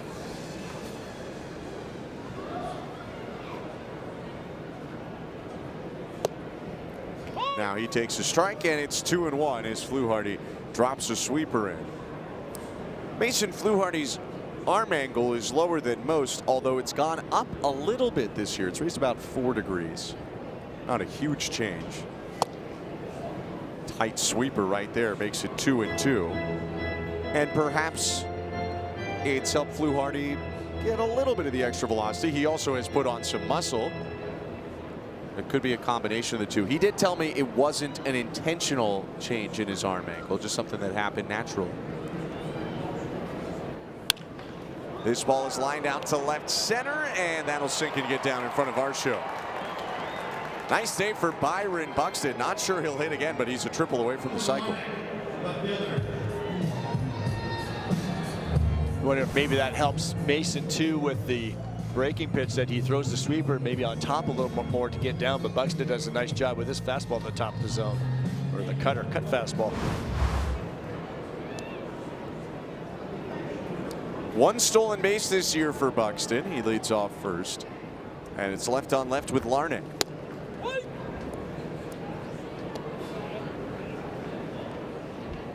Those 2 walks have been big trouble for the Blue Jays that Larnach has got today. His first one led off the 4th right before the Jeffers homer, and then he ended up being on base in the 6th, advanced on a wild pitch, and was scored on a Martin base hit that made the game 4-1. Hits are valuable, but his ability to get on base anyway is valuable too. Yeah, he just gives you a tough at bat. Takes his walks, not going to strike out a whole lot. Derek Shelton lauded his consistency this year. Consistent in his setup and swing, consistent in his approach, and especially consistent in staying within the zone in what he wants to offer him. Swing and a miss, though, as Fluharty gets the rare chase. And Larnach goes down. Ryan Jeffers up to the plate now, and he is the reason the Twins are on top.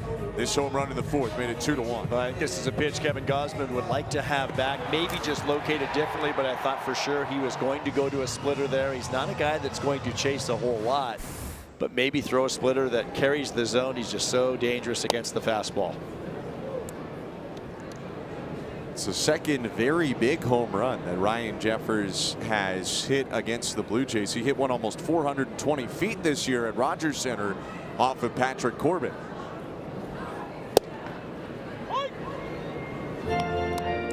Derek Shelton starting to get ready for the 9th inning, and it looks like Cole Sands will be the guy they'll turn it over to in a potential safe situation, assuming the Twins don't score one here.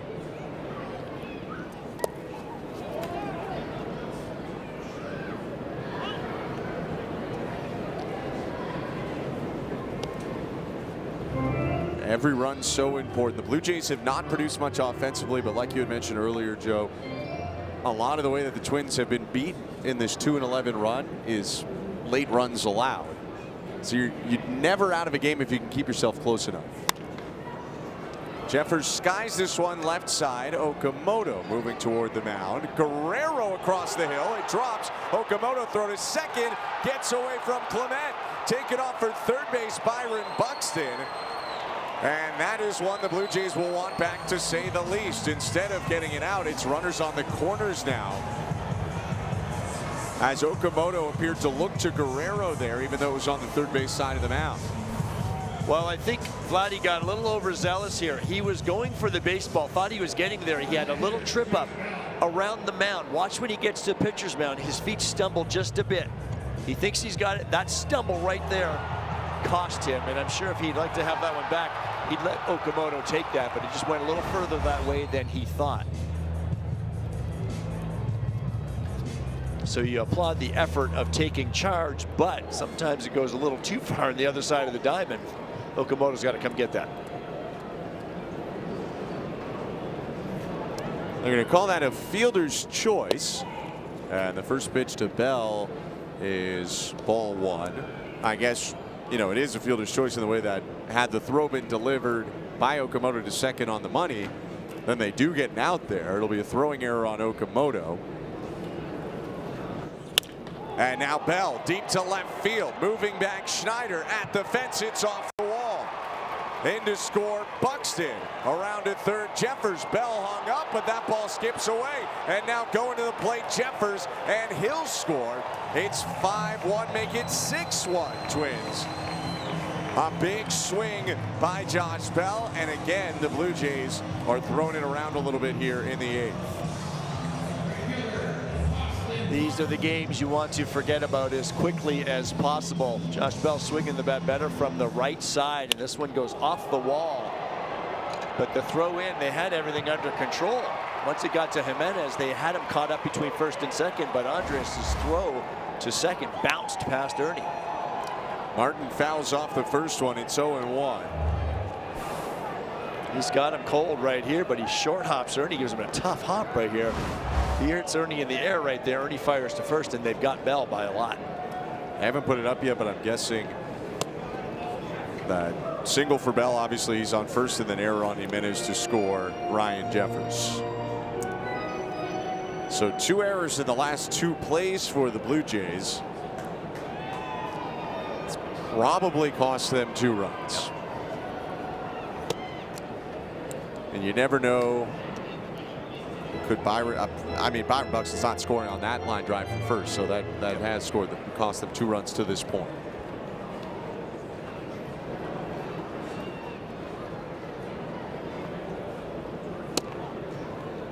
Valenzuela's going to ask for a review there. Well, looked like a breaking pitch that really never came back. And yeah, that will stay a ball. So the Blue Jays down to 1 challenge left. Well, it is the bottom of the 8th. I'm sure Valenzuela's just taking the shot. These are the games as a manager. Clipped his hand on the umpire right there, walking by. Well, he had his hand earlier this year on Shohei Ohtani trying to throw down to first base. There's a lot of people in your personal space as a catcher. Stay clear. Time asked for by Martin, granted by Manny Gonzalez. Fluharty trying to get out of this inning that not his fault, but has spiraled on the Blue Jays overall. Ground ball could do a lot of good here.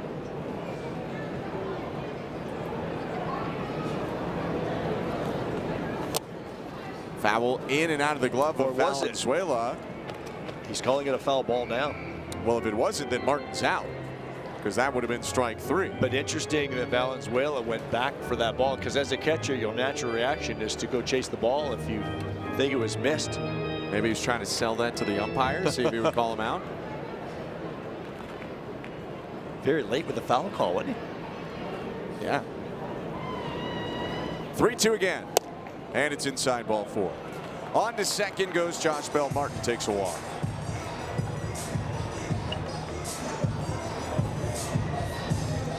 Valenzuela's going to go out and talk to Fluharty as Joe Mantiply gets loose in the Blue Jay bullpen. A little bit of hard contact this inning at the same time, though, for Fluharty. Hard for him to get out. Just got to pop up in the infield. That should have been the second out. Instead, it made the situation worse. And then, sure, maybe 1 run should score on the Josh Bell liner, but not 2. Well, Buxton led this whole thing off at that Soft single into shallow center field, but yes, that ball off the bat of Bell changed the inning, quite frankly. The one thing the pop-up, of course, did, but if you get Bell there, it changes everything. Some misplays by the Blue Jays. These are the ones you want to put in the rearview mirror as fast as possible. Cody Clemens will take down an away ball 1.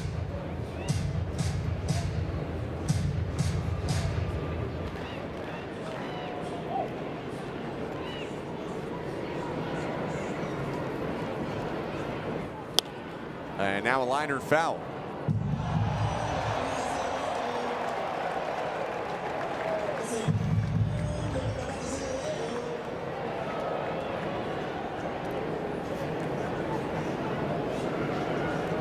Bell on second, Martin on first. Clemens 2 strikeouts and a pop-up today. Takes outside 2-1. Twins have changed up their 9th inning plan now. Cole Sands down. Justin Topa, the former Mariner, is up and thrown. Former Blue Jay coach and now first-year manager Derek Shelton with the Twins. Swing and a miss there, and it's 2-2. Shelton at the helm for his first season as the manager, and things kind of started okay throughout the month of April, but they've been on a slide lately, and it's just been a tough transition for the Twins as an organization. Payroll, of course, reduced. All the trades they made last year at the deadline. Yeah, the expectation not necessarily from the baseball world that the Twins were going to be contending in the American League Central. They're 2.5 back right now, but the Central leaders, the Guardians and Tigers, are both at exactly 500. Felt like the expectation was maybe to try to be a spoiler in the Central. And that's another walk from Fluharty to load the bases. The pitch count elevated, and you wonder how much further he'll go. John Schneider out of the dugout to make a pitching change.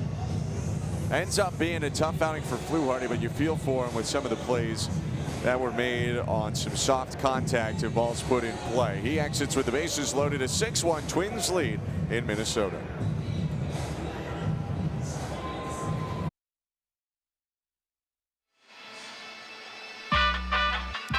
On Friday, June 5th, the Blue Jays kick off Pride Month in Toronto. Get to the ballpark early to receive a City Connect Pride hat presented by TD.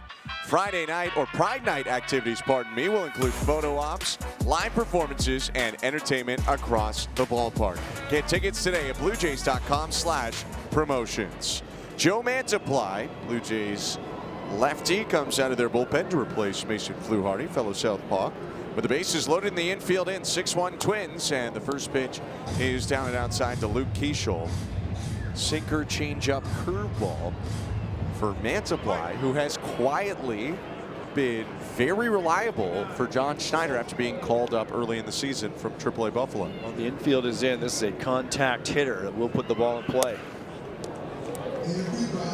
Mantiply going to the changeup twice, perhaps trying to get a rollover ground ball from Keeschel. Whereas if you're Keeschel, if you get something in the air, got yourself an RBI. If you get it deep enough. This one's in the air and deep. Schneider back, racing to the track, makes the catch. Tagging from third base, Josh Bell will score. Sac fly, Luke Keeschel, and a 7-1 Twins lead.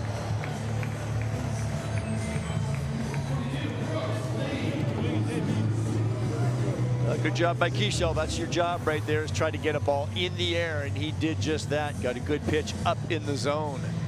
Drove it deep to left. Mantiply falling behind in the count on the 2 changeups. Had to come back with the sinker, and he got it in the air.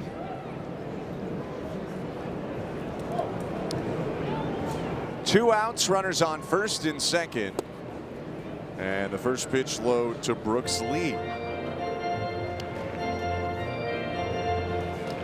Not to hammer it, but with 1 out and a runner on first this inning, Ryan Jeffers hit that pop-up that dropped in, started the string of a couple of errors for Blue Jays in a couple of plays. They had to wait until now to get that second out. Now a fly ball lifted to center.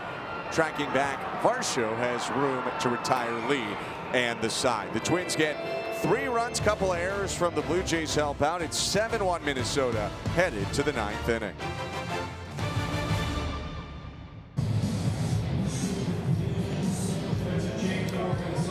In Minneapolis, it's the 9th inning. The Blue Jays and the Twins in the series opener. I'm Ben Schulman alongside Joe Siddall with Arden Zwelling down on the field. And the new pitcher is Justin Topa. He got up once the Twins added to their lead, but he's been pretty high leverage for them. The 35-year-old righty who works with a sinker, cutter, sweeper, and change. 3.5 ERA. His whip is at 1.5. He's got 5 walks in his 12 2/3 innings of work.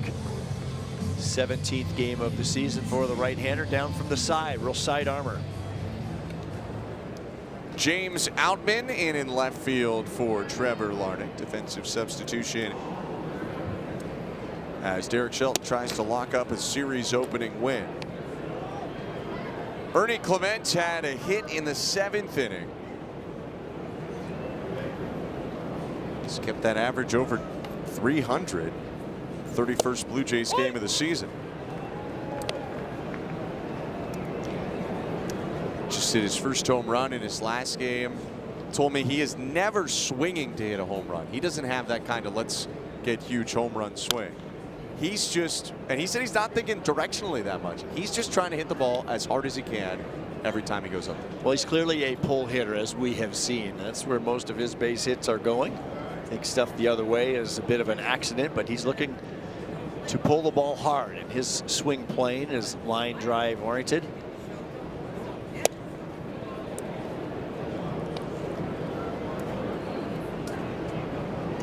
Seen a lot of breaking stuff this year like that. A sweeper that just missed outside.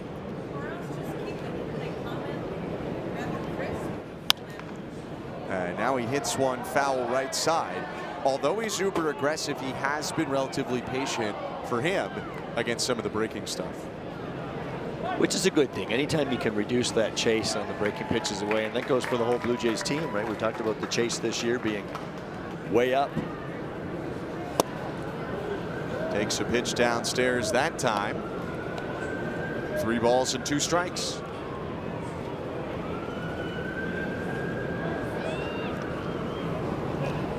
Topa used to pitching in the cold weather. From upstate New York, grew up in Binghamton, was actually a bat boy for the Binghamton Mets. Played there a long time ago, Ben. Would that have been, what, A ball, double A? That was double A. Double A? That was in the Eastern League, yeah.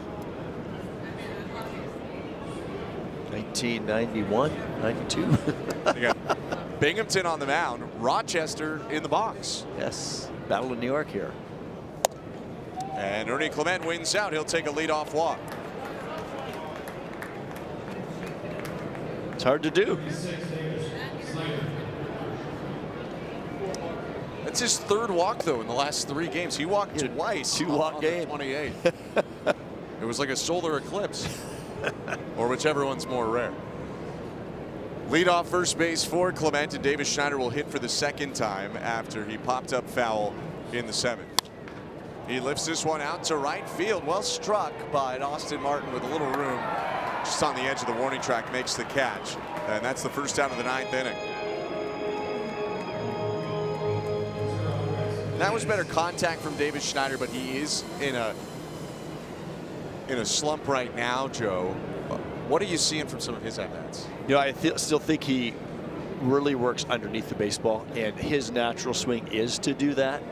But it seems to be a little bit more extreme right now. And like that pitch right there, sure, he's inside it, but you're almost slicing it. You're almost cutting the baseball instead of driving it. Most of his damage is going to be done to the pull side. That's where his power is. He will hit a ball out the other way on occasion, but that's not where his power is. He needs to catch it out front. And it just seems like he's still really caught way too far under the ball. Clement on first. Clemens will play in front of him, and the pitch to Jimenez grounded foul. 0-2.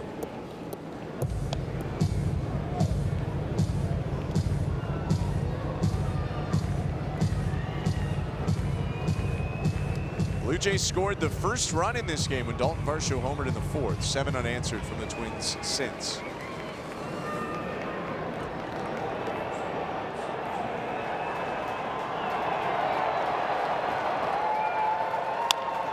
Grounder over the mound, up the middle. Shortstop Lee fields it on the bag, throws to first, and that's the ball game.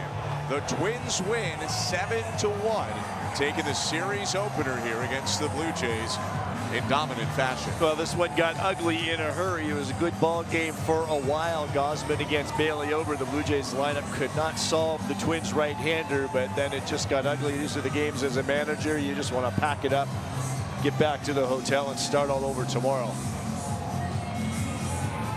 Blue Jays fall 7-1. They'll be back tomorrow to take on the Twins with coverage starting on SportsNet 1 at 7:30 Eastern. But that'll do it for us. For a great crew, Arden Swelling and Joe Siddle, I'm Ben Schulman. Have a great rest of your night. Stick around for SportsNet Central now with Ken and Faisal.